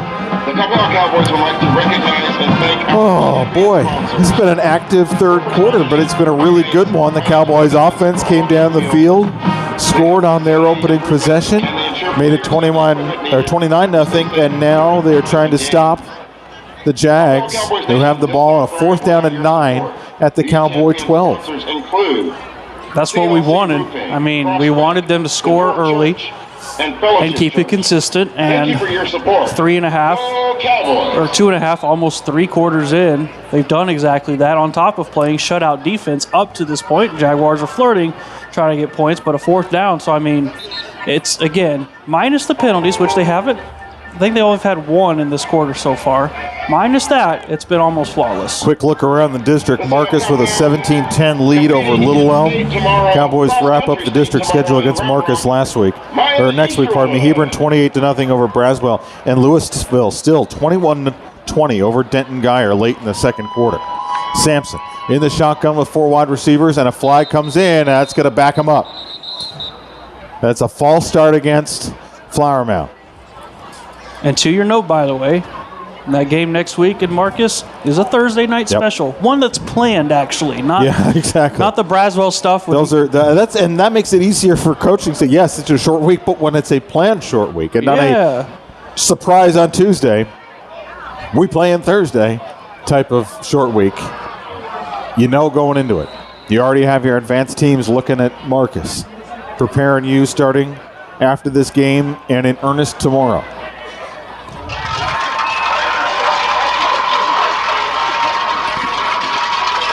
So a 4th down and 9 becomes a 4th down and 14 for Flower Mound. They back them up after the false start. They keep the offense out there. 3:22 left to go, third quarter. Cowboys with a 29-0 lead. 5 wide receivers out there for the Jaguars. Sampson in the shotgun takes the snap. The Cowboys bring pressure up the middle from the corners. The throw to the end zone is incomplete. And the Cowboys will take the ball on downs. Again, just the combination of coverage and then the pressure. Sampson threw it right as he was getting rocked and almost an interception. And whether it was an interception or not, it would have been in the end zone, so it would have been pretty much same starting position, give or take. So another fantastic job by this defense. Cowboys will start once again deep in their own territory at their own 12, but that has not really bothered this team tonight. Nope. They started at their own 1 and come down 99 yards down the field. 3:15 left to go. Third quarter, Cowboys with the football once again. They have a 4-touchdown lead. They start on the ground and out past the 20 to about the 21-yard line. Waiting for them to unpile here. Looks like it was Jaden George, and it was. Tackle made by number 44, Brady McGill. Brady McGill made the tackle, and he leads this team in sacks. He leads the defensive line in tackles. He brings pressure like crazy. The senior defensive end is not able to disrupt Zingelman tonight. 2nd down and 6. The handoff, trying to go to the left, now has to cut back and go up the middle. George weaving his way through, and he's out past the 30. That'll move the chains for sure. They'll walk it back to the 30, but a first down pickup by Jaden George. And Dakota, you like to point this out as a mark of where we are in the football game and where the Cowboys are. I think this is the earliest I've ever seen you sit down during a game. And I have joined you. Yeah. But that's more because I got a left foot thing right now, and I need to get off my feet. I got a lower back thing, so that we are old men. But we are old. Yeah, when I sit down, that's me saying I think the Cowboys got this in the bag. I know there's still a whole quarter left, but I mean the Cowboys have not shown any sign of giving up anything. So. There is exactly 2 minutes to go here in the third quarter, and they hand the ball off to George, and he plunges forward, picks up a yard. And as the way they're playing, the way the defense is playing, I mean, it looks like the same team in the first half. So, I have no reason to believe they won't close this out as they hurry up here. 2nd down. Minute 40. On a 2nd and 9 from their own 31-yard line.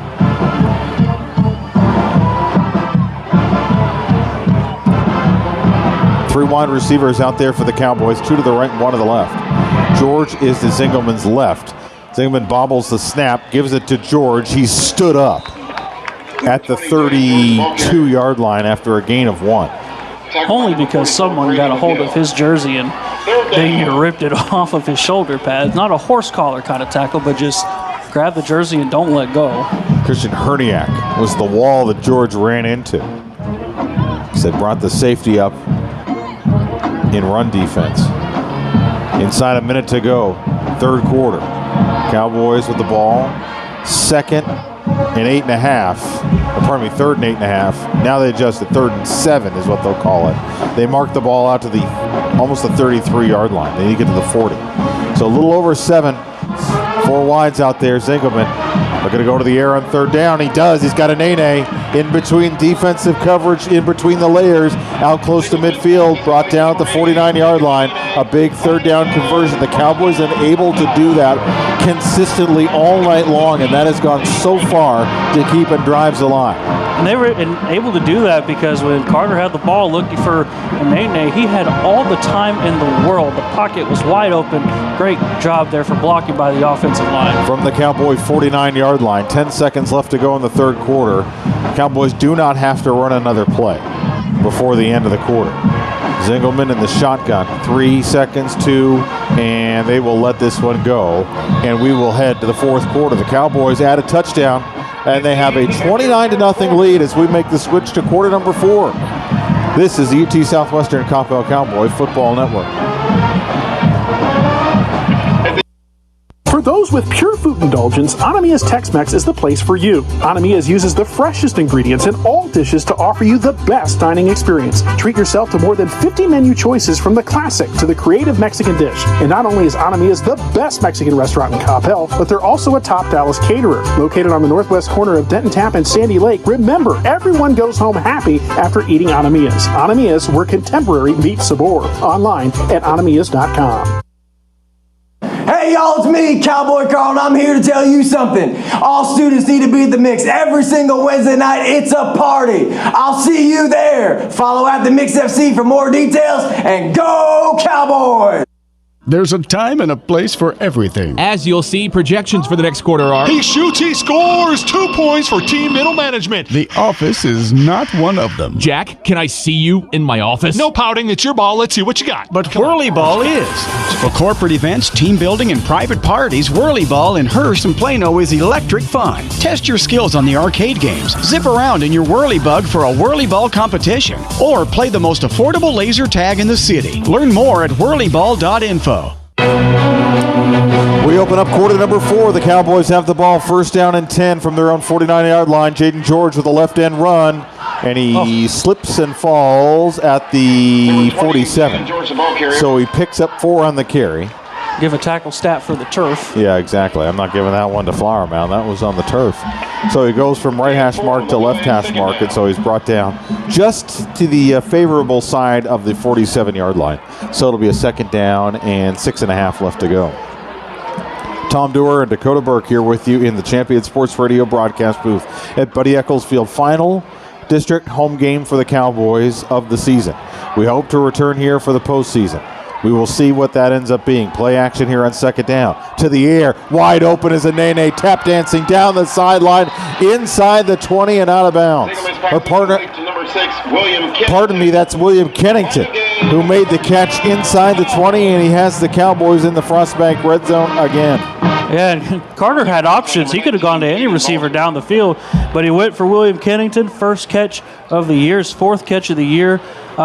Great catch there, and of course Carter, he's just dropping them right where he needs to so far in this game. Yeah, he was playing on the outside alongside a Nene, and it looked like it was a Nene because he has that same kind of speed.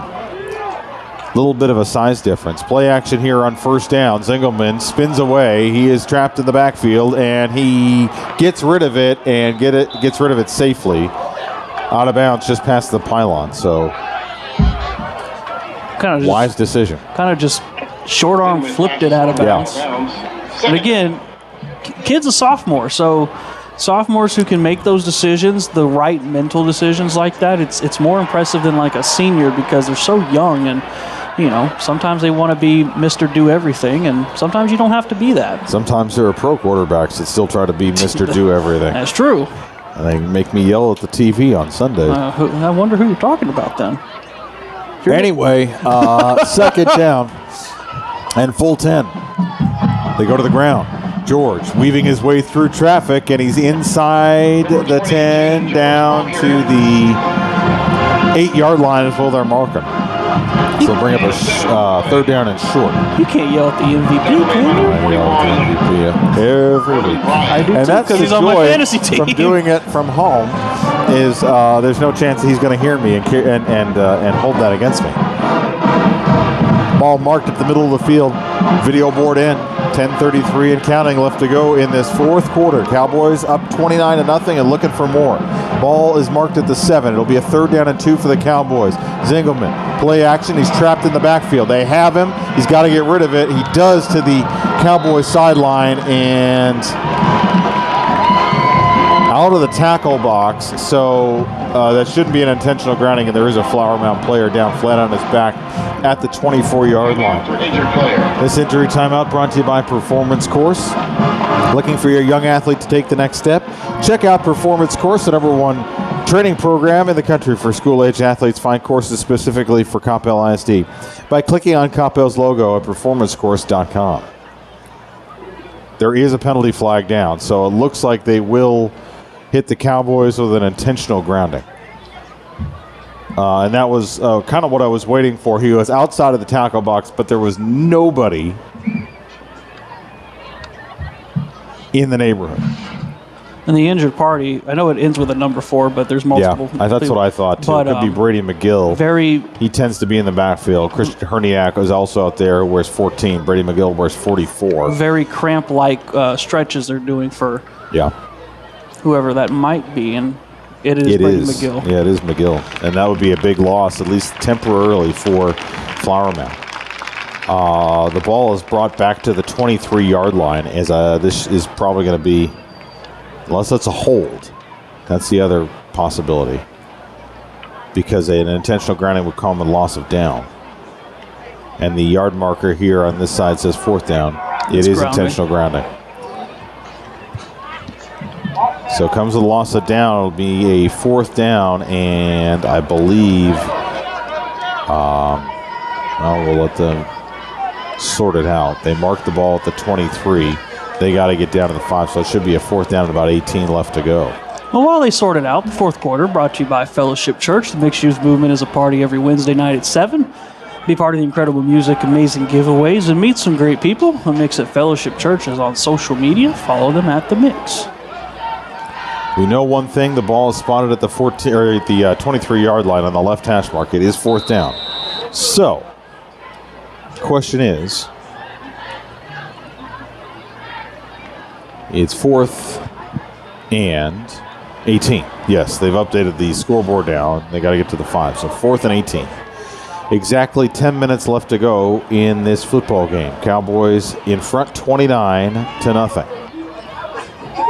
I think your question was, what would they do on 4th down? Well, I think we're getting our answer here. They're going to go for it. They keep Zingelman out there in the pistol formation. Play action. Zingelman. He's got pressure coming behind him, directing traffic, and he's going to be sacked. He did not see and did not have a chance against Roland Bryant, who was coming in.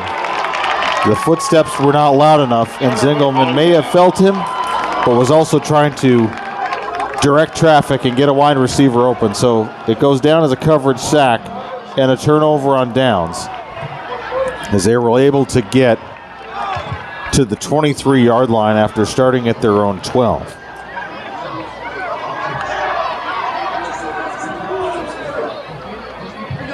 So 65-yard drive results in nothing. Flower Mound will take over from their own 30-yard line with 9:38 left to go. Cowboys still in front 29-0. Quick pass, screen pass to the left side of the formation, the Flower Mound sideline. And it was complete to Mike Miles. Second time they've thrown to him. Second down. He's got this out past the 35. They'll mark it all the way to the 39-yard line, so this will bring up a 2nd down and 2.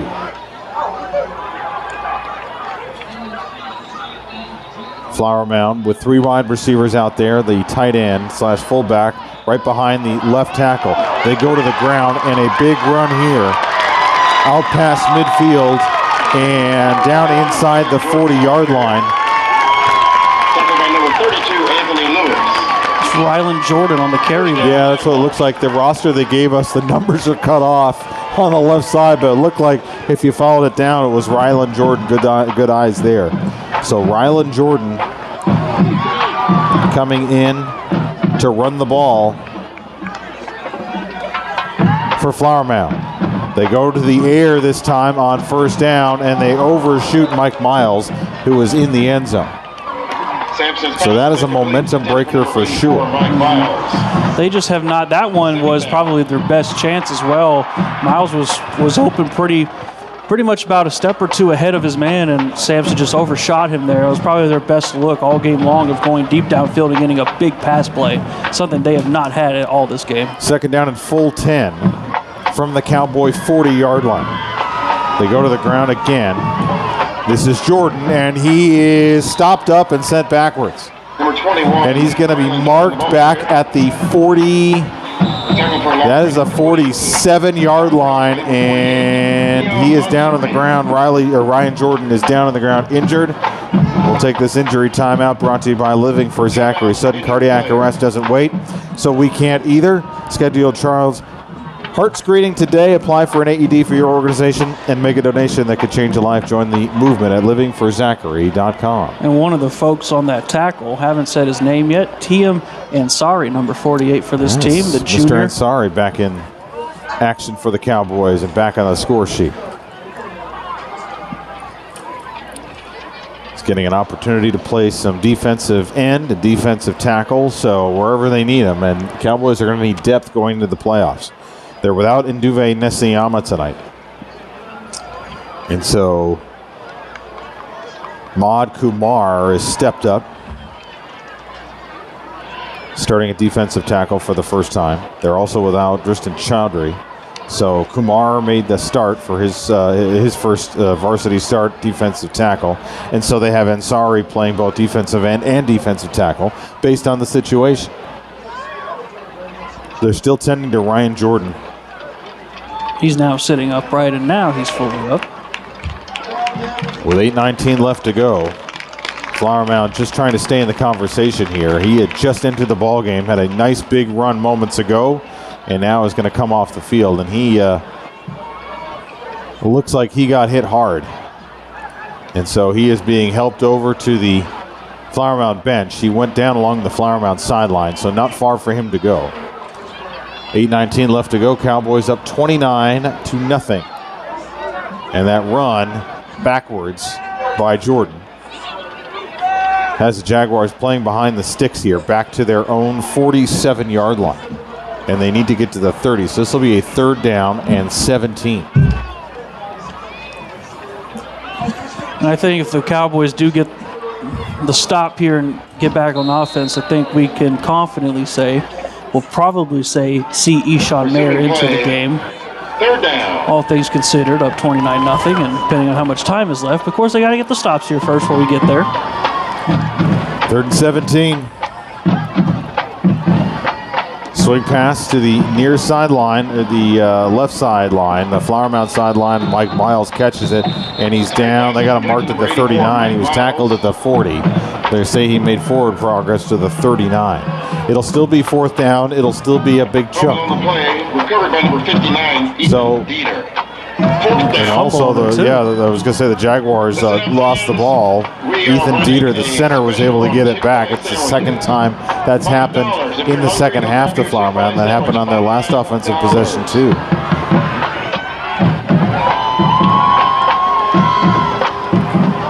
Ball's now at the 39-yard line for a 4th down and 9. Sampson way back. Now he has to step up, and he is grabbed by Lincoln Gardner, and he is brought down. Sacked to end the drive. Cowboys force their 2nd straight turnover on downs, thanks to Lincoln Gardner. Yeah, the high snap once again, and then on top of that, the Cowboys bringing all that pressure. Just ran right into Lincoln Gardner, and he gets the sack there, and at least for now, Carter Zingelman's still in the huddle, but I would imagine it's time to call Ishan Mayer's number, I would imagine, but what do I know? 7:22 left to go in the 4th quarter. The Cowboys will take over from their own 42-yard line. A lot of scoreboard watching happening tonight.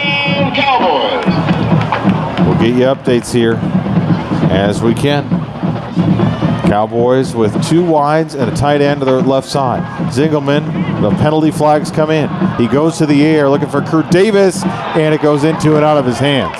Tight coverage by the defensive back. step for step all the way down the field. Tight coverage by Luke Sadler. It looked like an illegal formation penalty against the Cowboys, so never mind on that incomplete pass. It'll be a penalty instead. And the scoreboard watching you were mentioned currently. Guy are up 27-21. That game in the third quarter. 5:47 left, so we're way ahead of schedule with them in that.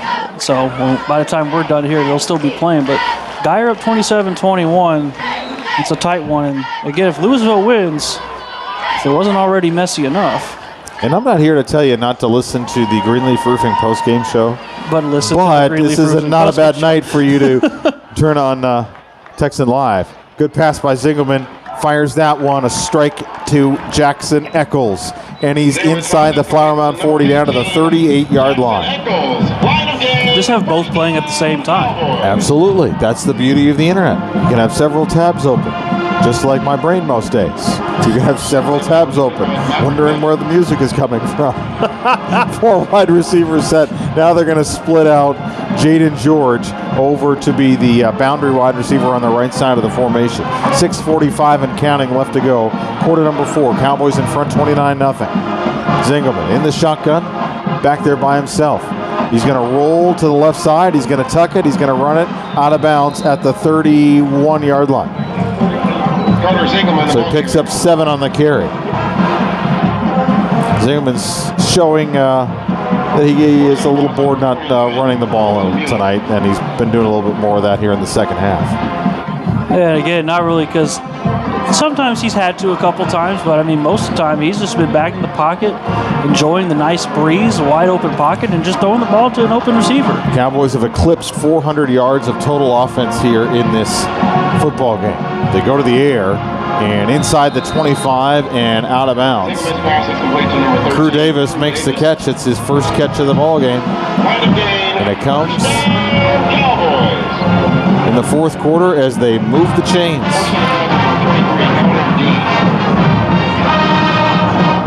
6:10 and counting. Ball's at the 21-yard line, left hash mark as the Cowboys drive towards the video board end here at Buddy Eccles Field on a Friday night. Looking for their 5th district win of the season. 3 wides, 2 to the right, 1 to the left. The handoff, George, like a burst inside the 15, spins his way inside the 10, grinds his way down to the 5. Number 20, Jaden George. Move the chains, and the Cowboys are in the Frostbank red zone. Down at the 5-yard line. Yeah, he just got the ball, and he just kind of took 2 small steps, just kind of be patient, and then boom, took off through the left hole there, and then gets to the Frostbank red zone, as you mentioned.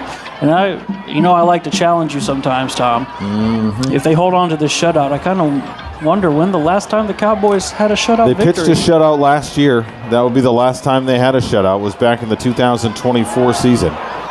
They go to the air on 1st and goal, and that one goes through the hands Intended for number 88, of Jacob Adene, Broken up by number who was 32, robbed of a touchdown earlier on a penalty. That was in the first half. So they shut out Braswell 53-0 last year. That was their only shutout last year. I had a feeling it was last year. One, yeah. Would be nice after you've had a couple of games against perhaps lesser opponents. Mm-hmm. Would be nice to get the shutout here. 2nd and goal. They run the ball. George, and he's in for the touchdown. Fights his way through a little bit of traffic at the goal line. But Jaden George is in. That is touchdown number 6 on the season for him. And again, just the simplest of runs. Open the hole up the middle, let George do his thing. Did his thing, got the touchdown, and the boys going for 2 here. Zingelman, fade ball to the end zone, and incomplete. So missed 2. They are 1 for 2 on 2-point attempts today. But the Cowboys get the 6. That's the most important part, and they put a little bit more distance and take a little bit more time off the clock. It is 35-0 Cowboys with 5:15 left to go in this football game. This is UT Southwestern Coppell Cowboy Football Network. Living in North Texas provides all of us with an amazing quality of life, including an affordable cost of living, outstanding schools, unbelievable cultural opportunities, and the best sports around. But we also have to put up with severe storms. Hi folks, Champion Sports Radio President and founder Thomas Lee here to tell you when a hail or windstorm comes through your neighborhood, do what we did and call Greenleaf Roofing. Greenleaf Roofing is a fully insured, locally owned and operated company built on the values of amazing craftsmanship, affordable options, and innovative solutions. And they are proud that those values still stand as a foundation for their business today. And did I mention Greenleaf Roofing has 24-hour emergency service available? It's nice to know Greenleaf Roofing will be there in a hurry if you need them. After the first experience, I became a customer for life and have used them on 3 different homes. But don't just take my word for it. Learn about the Greenleaf Roofing difference yourself by calling them at 972-379-9109 or go online to greenleaf-roofing.com to find out how you can get your free quote. Greenleaf Roofing, the #1 choice for all your roofing needs. 35-0, and the kickoff by Tidwell's taken at the 5-yard line, out past the 15 to the 20. Trying to cut his way back towards the middle of the field is Stadler, and he is going to be hustled backwards. They're going to mark him out to the 20-yard line, and so that's where the Flower Mound, well, they'll give him the 21. Flower Mound drive will start from there. But the Cowboys drive 58 yards in 5 plays, capped off by the Jaden George 5-yard touchdown run to make it 35-0. That is your Jay Macklin's Cowboys scoring drive. Eat, drink, and talk Cowboy football with Jay Macklin's. 5:06 left in this football game. Cowboys have a comfortable lead, but are looking to preserve the shutout. Baron Sampson out there with an empty backfield and 5 wides. The Cowboys jump early. No flag, though, and thrown to the turf by Godson Osuji on a sack. And I am very surprised that he had the athleticism to get back across the line before the ball was snapped. So a loss of 6 on the sack. The ball is marked back at the 15-yard line. It'll be a 2nd and 16. Cowboys moving some personnel around. Iran Quintero is out there, a linebacker for the Cowboys. Sampson flushed out of the pocket and throws to the 30 and caught at the 29. A little comeback route by Carter Massey. And a quick note as well, Anthony Lewis was injured earlier in the game. He's back out there, so just a quick note that he's all right, all things considered. That's exactly what you want to see. William Ellis is out there at cornerback. He will line up against Mike Miles along the Flower Mound sideline. It is a 3rd down and 2. Sampson trying to buy time. Now he's going to scramble. He's going to pick up the first down with his legs, or he should, and with a thundering crunch of a hit, he runs right into Trevor Mergle. Number 51, Trevor McGurley. Trevor McGurley, who was wearing number 51. He's worn number 55 in the past, so we'll change that here. But McGurley with the thump there, but it is enough to get a first down. So a 1st down and 10 with 4:05 to go. Screen pass to the sideline, and Mike Miles makes the catch along the Flower Mound sideline before he's wrestled out of bounds by Lucas Campbell. And what a week he had last week against Braswell. 10 tackles, that's a season high for him. Gain of 6 on the play. Yeah, he was a busy fella last. There have just been games where he's been busy all around. Like, there are games where we call his name a few times, and there's games where we just can't stop saying his name. Right. And last week was the case there with those 10 tackles. 4 wides evenly split 2 and 2. Pressure coming from the corners as Sampson rolls and he throws. It's a contested ball, and they're going to say it's a catch. Tie goes to the receiver out to the 46-yard line. Carter Massey was able to hold on to it. Not easy for him to do that as they tumbled to the turf, and he nearly lost that one. But a completion, and that'll pick up the first down. With 3:15 and counting left to go in this football game, the Cowboys with a 35-0 lead. Last thing to determine is the final score. Looks like Mike Miles, the wide receiver split out to the left side, is in front of the line of scrimmage.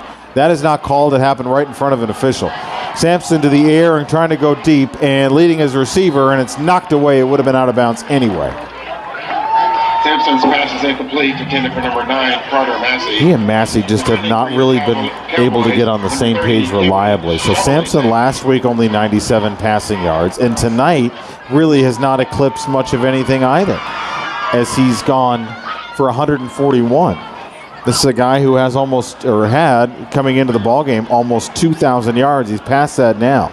And the number 7 passer that they've completely neutralized, along with the number 4 wide receiver that they've neutralized as well. Sampson takes the shotgun snap on a crossing route, incomplete.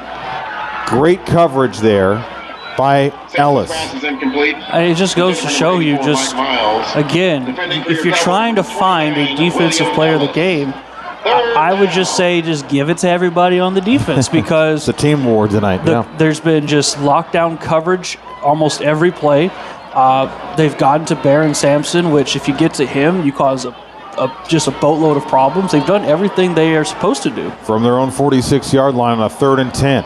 Sampson gets away from pressure. Now he's got more coming. Now he has to cut back towards his own sideline, and he's going to be thrown down by Braylon Powell, and now there's a flag. Well, I think the flag... Yeah, that's not on the tackle there. You're right. Sampson is sacked by number 3, Forgive me for... Flagged on the play.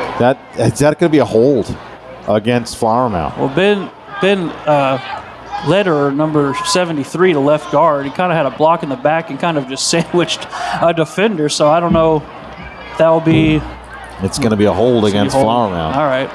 There were multiple things there that could have went wrong for the Jaguars, and they just, I guess, chose that one.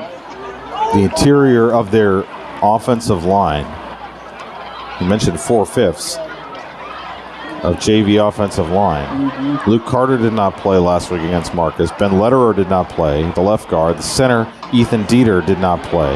And neither did the right guard, Daniel Cipollin. So it's been a real tough night for Sampson, as the Cowboys have been able to tee off from their front 7, bringing pressure all night long. And Sampson's done a pretty good job of trying to get passes off, just not able to give receivers the time they need to get open. And credit the Cowboys secondary for being tight on them all night. 4th down and 10. Biggest thing for Sampson, too, Ethan Dieter. I mean, that's a center, and you have to have quarterback-center chemistry there, and you just had to work through that this week to get prepared. 4 wides for Flower Mound. And they're going to get him again, and they're going to throw him down, and it's Powell with back-to-back sacks. Powell with 2 consecutive sacks, and that will end the Flower Mound drive. The Cowboys' defense. Remember, we talked earlier about stifling? Now it's suffocating. 3 straight turnover on downs. Suffocating, call it a wall, call it whatever you want. They have been that, and then more. It's been their most impressive performance by far this season. From the Jaguars, 29-yard The Cowboys will start for the first time in plus territory at the 29-yard line. And I do believe we say Eshawn Mayer. Jaden Todd out there as well. And KP Jackson, the freshman, to his left. Eshawn Mayer hands the ball off. It is KP Jackson who runs up the middle and is able to pick up about 8 yards. 25, Rashad Terafi, the ball carrier. Brought down by number 35. On this roster, and this may tell you what they believe, what they think about him. The only freshman on this updated roster. So you know what's wild to me? Tell me. As a father of an 8th grade football player. Oh yeah, I know where you're going. I know where you're going. Yeah. KP Jackson's only 1 year older than your son. That's right. Yeah. Hey, now the clock ticks down to the Bailey Orthodontics 2-minute timeout. Cowboys have this one on ice, 35-0. We'll come back with the final 2 minutes on the UT Southwestern Coppell Cowboy Football Network. Do you feel your home is too humid and slightly musty? Do you have that room or side of the house you don't use because it's too hot or too cold? Do you have family members struggling with health issues or allergies? Then contact Energy Attic and transform your living spaces by transforming your attic. Energy Attic uses a 3-part energy reduction system to make your home or office as comfortable and energy efficient as possible, saving you money, reducing your carbon footprint, and improving indoor air quality. Who doesn't want to save money, breathe cleaner air, and sleep better? Energy Attic helps improve your home climate control, reduce reduces those cold and hot pockets, makes it more comfortable throughout, and saves you up to 40% on your energy bill. It's fast and easy to schedule your free Energy Attic audit. Simply visit EnergyAddict.com and fill out the form. Virtual appointments are available as well. Now is the time to get your project started. So let Energy Addict show you how much you can love the comfort of your home. EnergyAddict.com. Addict solutions to transform your life. To the final 2 minutes we go. The Cowboys with a second down and 3. They hand the ball off. Jaden Todd, left side, picks up the first down. And down to the 15-yard line, the Cowboys are once again in the Frostbank red zone. Cowboys using this opportunity to get Eshon Mayer a little work. He started last week for Carter Zingelman, and they're trying to get freshman running back and a senior running back. Doesn't get a lot of playing time out there, and give them an opportunity and let Dylan McAfee and Jaden George get off their feet. Which they deserve it, because they've had a heck of a game between the two. As now both Jackson, well, they were going to run, come sub out. Man, a little confusion going on. There goes KP. He's going to get some. Hey, he's energetic. He wants to be out there. Of course. They put Todd out there, and we should be in kneel-down territory. And they get the snap off. Did they get the snap off in time? The play clock hit 0, but even if they didn't, I don't think that anybody is going to complain, as this one is in the bag, and the Cowboys are going to get their first shutout of the season. 1 minute. Less than a minute to go. Nobody using a timeout or even motioning towards it or making that move towards it for Flower Mound. And the Cowboys are going to win district game number 5 on the season. And more importantly, they are going to punch their ticket To all my Coppell seniors. to the Soak it in. playoffs for the 4th straight year. It never gets old, and you heard Coach Wiley talk about the fact that this was a young roster, a team that had not played a lot of football together, a few veterans sprinkled in, and they have not only clinched a postseason spot, but they have made some statements along the way. And so the Cowboys get the shutout in district game number 6 and are headed back to the UIL playoffs. The only thing left to be determined is the seed. Cowboys still have some work to do next week against Marcus. 35-0 is the final here for Buddy Eccles Field. The Greenleaf Roofing postgame show is coming your way next. This is the UT Southwestern Coppell Cowboy Football Network.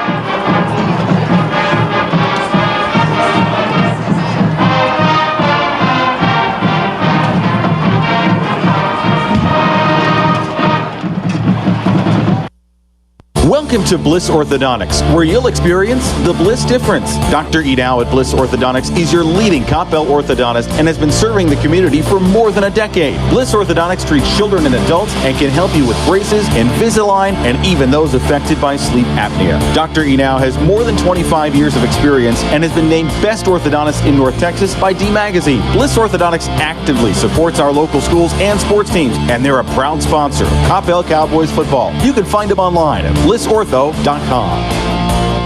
Living in North Texas provides all of us with an amazing quality of life, including an affordable cost of living, outstanding schools, unbelievable cultural opportunities, and the best sports around. But we also have to put up with severe storms. Hi folks, Champion Sports Radio President and founder Thomas Lee here to tell you when a hail or windstorm comes through your neighborhood, do what we did and call Greenleaf Roofing. Greenleaf Roofing is a fully insured, locally owned and operated company built on the values of amazing craftsmanship, affordable options, and innovative solutions. And they are proud that those values still stand as a foundation for their business today. And did I mention Greenleaf Roofing has 24-hour emergency service available? It's nice to know Greenleaf Roofing will be there in a hurry if you need them. After the first experience, I became a customer for life and have used them on 3 different homes. But don't just take my word for it. Learn about the Greenleaf Roofing difference yourself by calling them at 972-379-9109 or go online to greenleaf-roofing.com to find out how you can get your free quote. Greenleaf Roofing, the #1 choice for all your roofing needs.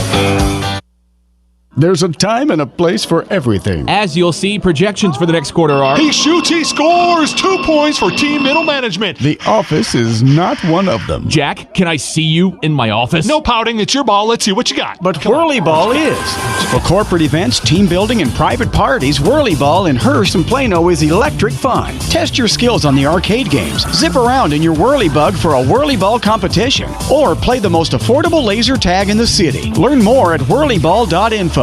Each year across the United States, young lives are lost to sudden cardiac arrest, and our communities are left to pick up the pieces. That's what happened in April of 2009 when Zachary Schraw lost his life to an undiagnosed heart condition after collapsing suddenly during a Plano East Senior High School football practice. After his death, Zach's loved ones knew it was time to take action to protect young hearts across North Texas from this silent killer. Since its establishment in 2009, Living for Zachary has impacted thousands of families by providing heart screenings for ages 12 to 22, donating AEDs to youth-based organizations, and training community members in the use of CPR, all with the goal of saving lives. Sudden cardiac arrest doesn't wait, so we can't either.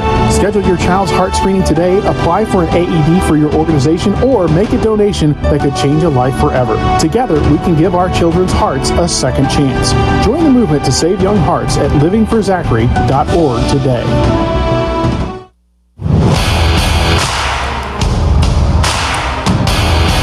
Cowboys get the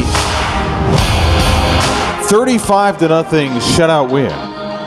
We welcome you into the Greenleaf Roofing post-game show. Tom Dewar and Dakota Burke here with you. And that just went so well tonight. That just went incredibly well for the Cowboys tonight on all three phases. The only thing that marred it, the penalties.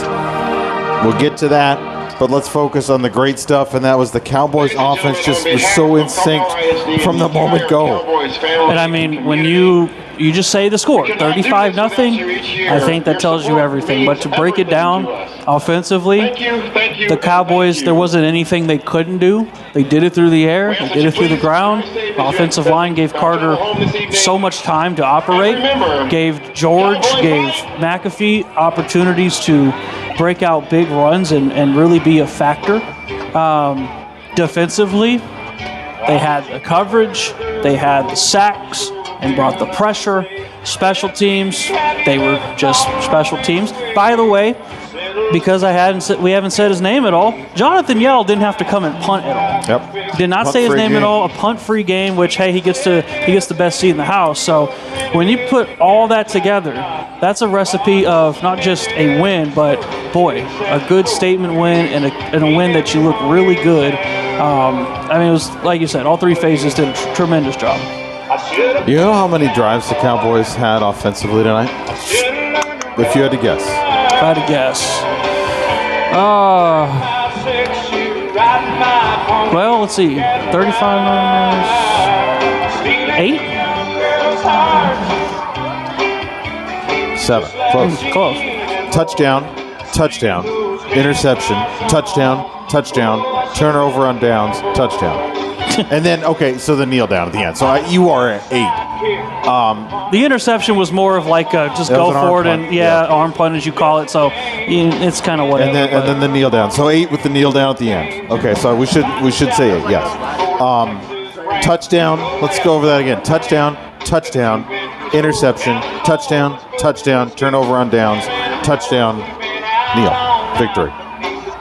I think that's pretty good. Pretty efficient. I think it's pretty good. Yeah. There's not a whole lot to dissect there. Now it's what happened along the way. The defense is what really set the tone tonight, and they set it from the outset. 2 plays in, they had already sacked the Flower Mound quarterback and intercepted him. And that's really what set the tempo and the message from the go that we're playing Cowboy football tonight. And the Cowboys did it on every facet, as you said, and come away with a W. But let me throw this out there, too. This was a team that they should beat on paper. Yeah. And they beat them in real life. That has not been the case necessarily this year. No, it hasn't. And it has not been this easy or looked this easy this year. Those other 2 games, Little Elm, blood pressure was high. Braswell, blood pressure was high, down 14-3. They came out with wins, but that doesn't mean the wins were pretty. This one, they should have beat the team in Flower Mound. Not only did they do it, There was absolutely zero drama. No one's Apple Watches were going off with high heart rates or loud noises. No, we just got to sit back and enjoy this one, a stress-free Friday night football game for the Cowboys. All right, much more to come on the Greenleaf Roofing postgame show. We'll dive into the stats, and we'll take a look at some of the really important stuff happening around the district and around North Texas high school football. And the Greenleaf Roofing postgame show continues in just a moment. For those with pure food indulgence, Anamia's Tex-Mex is the place for you. Anamia's uses the freshest ingredients in all dishes to offer you the best dining experience. Treat yourself to more than 50 menu choices from the classic to the creative Mexican dish. And not only is Anamia's the best Mexican restaurant in Coppell, but they're also a top Dallas caterer. Located on the northwest corner of Denton Tap and Sandy Lake, remember, everyone goes home happy after eating Anamia's. Anamia's, where contemporary meets sabor. Online at anamias.com. Are you looking for your young athlete to take the next step? Then check out Performance Course, the #1 training program in the country for school-age athletes. Performance Course is an unrivaled approach to progressively improving athletic ability. This unique course combines sound, proven strength and conditioning principles with the latest methodologies in a dynamic training environment to give your athlete a physical and mental advantage over the competition. Check out the available Coppell ISD-specific courses online by clicking on the Coppell logo at performancecourse.com. Coppell Cowboys, we want to personally invite you to join us this Sunday at Fellowship Church in Grapevine. For over 3 decades, Pastor Ed Young and Fellowship Church have been creatively and boldly communicating the Bible. For more information, visit fellowshipchurch.com and go Cowboys! Homeowners in the DFW, listen up. Have you ever considered owning your own power by going solar? Well, my name is Dylan Olson with Infinity Solar USA. We are a locally owned and operated company to the DFW. We've helped thousands of homeowners become their own power company by going solar. We take pride in providing an amazing solar experience. Thanks to Champion Sports Radio, we've created an exclusive discount just for you. To get a free solar savings report, go ahead and give us a call at 469-868-4164. Infinity Solar USA.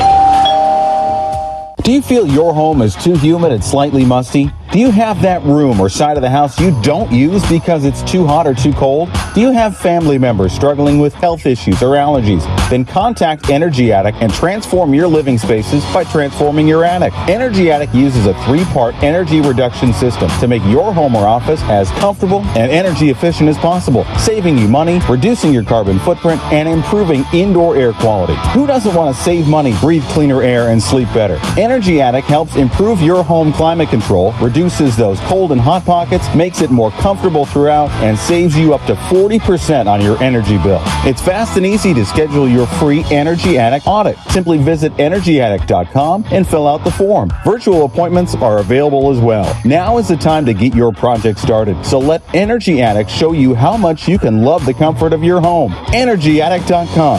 Attic solutions to transform your life. Stay up on all the latest news about the teams you care about and know when your favorite games are on the air thanks to Champion Sports Radio social media. Follow us on Twitter at Champion Sports, like our Facebook page at facebook.com/championsportsradio, or look for us on Instagram at Champion Sports Radio. Tell us why your team will win this week. Share when your favorite athlete is named Player of the Week, or brag about what your school alumni are up to now. That's on Twitter at Champion Sports, facebook.com/championsportsradio, and on Instagram at Champion Sports Radio, your home for championship social media. All right, welcome back to both of you who are still tuned in to the Greenleaf Roofing postgame show. Tom Dewar, Dakota Burke here with you. We hope you are doing well. Cowboys with a 35-0 win tonight. Dakota, we have been looking all up and down the stats. A couple things that jump out to me. Total yardage, 511. So in the past 2 games against Flower Mound, more than 1,100 yards of total offense by the Cowboys. 314 passing yards tonight. It really looked like Carter Zingelman he was committed to throwing the ball tonight. Yeah, and listen, this is a run-first team, but the passing game was wide open. Again, the offensive line gave him so much room to work with, and that's when you were able to get 20 for 27 and 314 passing yards, get yourself 2 touchdowns on top of it. I mean, again, this is a guy who usually is leading the team in rushing because he just has that ability. He only carried the ball 6 times for 12 yards, and they won 35-0. So again, this team is like a bag of Skittles. They're good overall. Just kind of what flavor are you going to get if you go one at a time? And today they picked a flavor where we're going to pass the ball and then run it here and there. What is that flavor? I like grape. I'm going to go with grape. That's my go-to. Don't give me that. I'm not. I don't like fruit-flavored candy. Okay, I see. The only fruit-flavored candy I like would be Twizzlers. Oh, well, they're not bad, but do better. No, I know. I like them. They're not bad. I understand that. Jaden George quietly with 112 yards. That's his night tonight, and he came in kind of as a probable to play tonight. But 112 yards for him. Jacob Anene, bit of a coming out party for him this evening as well, as he makes the transition into a potential joy to watch future weapon receiver for Carter Singleton. Absolutely, yeah. Guy coming from basketball, now coming at wide receiver. I mean, coming into this game, 12 catches, 287 yards, and 4 touchdowns. So you see the ability there. But tonight, 7 catches, 127 yards, and a touchdown. Had a 96-yarder that I called back because of a penalty. But Jacob Anene, a sophomore as well. So him and Zingelman got a couple years left to just get better, improve their chemistry, and it's going to be a dangerous 1-2 punch as they get older and more experience in this offense. All right, let's hit that burger report really quickly. All right, let's do that. You threw me a curveball there, but I'm sorry. Here, I'll fill it's time. Okay. Cowboys are on the road next Friday night. They will wrap up their district schedule, and they will do it against the Flower Mound Marcus Marauders, commonly known as the Marcus Marauders. And there you go. All right. Now I'll toss it over to you. All I need is my... Yes, it is a win, so of course you're going to get... I need my theme music. Yes, I understand. You want some theme music here. I will get it. I will find it. Okay, come on. There it is. There it is. All right. Music to my ears. One may say it's a treat on Halloween night. So, Burger Report looks like this. On Thursday, Frisco Emerson 62-0 against Frisco Independence. That's a burger. Anna, not your wife, 56-7 against Frisco Memorial. She was dressed as Benson Boone's #1 fan. There you go. Our youngest is dressed as Benson Boone. Richardson Pierce 69-34 against Irving Nimitz in that one. And then Prosper, a potential matchup for the Cowboys, 59-21 against Princeton. Here's a school I haven't said a lot. Spring Legacy, the School of Sports Sciences. That's a school, apparently. 56 Burger against Prosper Richland, 56-22. South Oak Cliff, 55-0 shutout. North Mesquite and W.T. White, that game was on TV last night. 51-44 final in that one. And that, let me not forget the defending champions, North Crowley. I say that every week. 70 Burger, 70-21 against Mansfield. Allen, 60 Burger, 63-0 against McKinney Boyd. Argyle, 59-9 against Grapevine. I have to do a little scrolling now. Van Alstyne, 71-14 against Bonham. Highland Park, 56-14 against Burles and Centennial. Carrollton, Prince of Peace Christian, 53-7 victory against Midland Trinity. An interesting matchup, maybe not district-wise, but Cedar Hill only up 4 points, 35-31 against Mesquite Horn. That's a little bit of a surprise. Moving on down the list, Terrell, 63 Burger, 63-13 against Crandall. That game against Guy. Have you ever seen them play in person? I have not. They wear pants with blue front and white back. I'm sure that's interesting to see. What's not interesting anymore is Geyer in Louisville. I'm sorry, that's Temple, not Terrell. Never mind. Go on. Geyer up 40-21 against Louisville. So if all things stay the way they are and then next week everything goes as planned, they will be the district champions. Louisville was making it a fight, and well, something has fallen off in the second half, more like giving up 20 points in the third quarter. So that's how that game's going. Euless Trinity 53-14 final against Justin Northwest.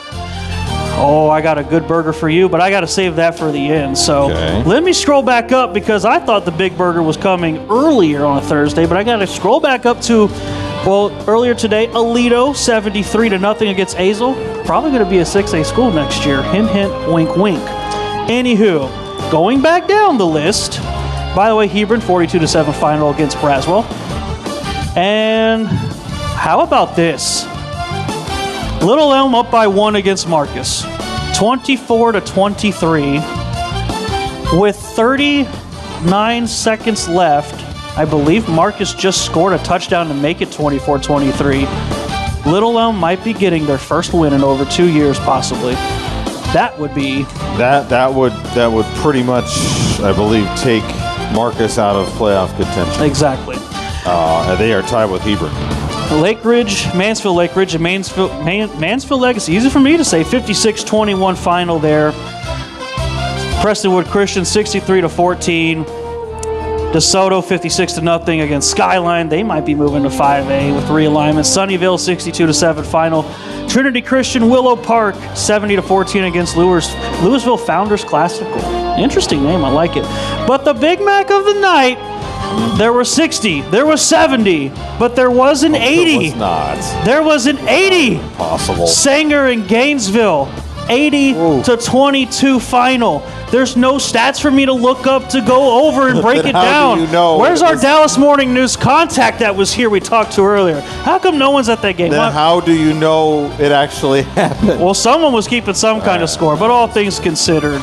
Of course, all things now. This Burger Report, the Halloween edition, brought to you by JMC McDonald's, your locally owned Coppell McDonald's. What's up? What do they say? Let's go Big Red. Pure food indulgence. Oh, I don't need an ad in the middle of my read. Coppell McDonald's proudly supporting the Cowboys. Download the McDonald's app. Pick up your orders at the South Did Tap Road in Coppell. Have them delivered to you. They may have some candy for you if you want to grab some candy. Don't put words in. Don't quote me. That's not gospel, but it's Halloween. Everybody has candy, right? But anyways, JMC McDonald says, "Let's go Big Red." All right, 35-0 final score here for Buddy Eccles Field. The Cowboys with the District W, and they will take that on the road with them as we head to Marcus. We head up the road to Marcus to wrap up the district schedule next week. Be there if you can. If not, we'll have it for you right here on the UT Southwestern Coppell Cowboy Football Network for one final time. 35-0 Cowboys with the dub. For Dakota Burke, this is Tom Dewar saying thanks so much for joining us. We appreciate you being here each and every week. Can I just interrupt you? Marcus You just did, so what's the point in asking me after you do? Marcus just scored a field goal with 4 seconds left to make it 26-24 against Little Elm. So, there's that. They're going to be riding high, or thankful that they were able to preserve the win or come back from behind. Don't call it a comeback. All right. Until Thursday. I may have said Friday earlier, I ought to have it. Thursday night, Cowboys on the road at Marcus, and we will see you there. So for Dakota, this is Tom. Thank you so much for joining us, and we will see you on Thursday night. Good night, everybody.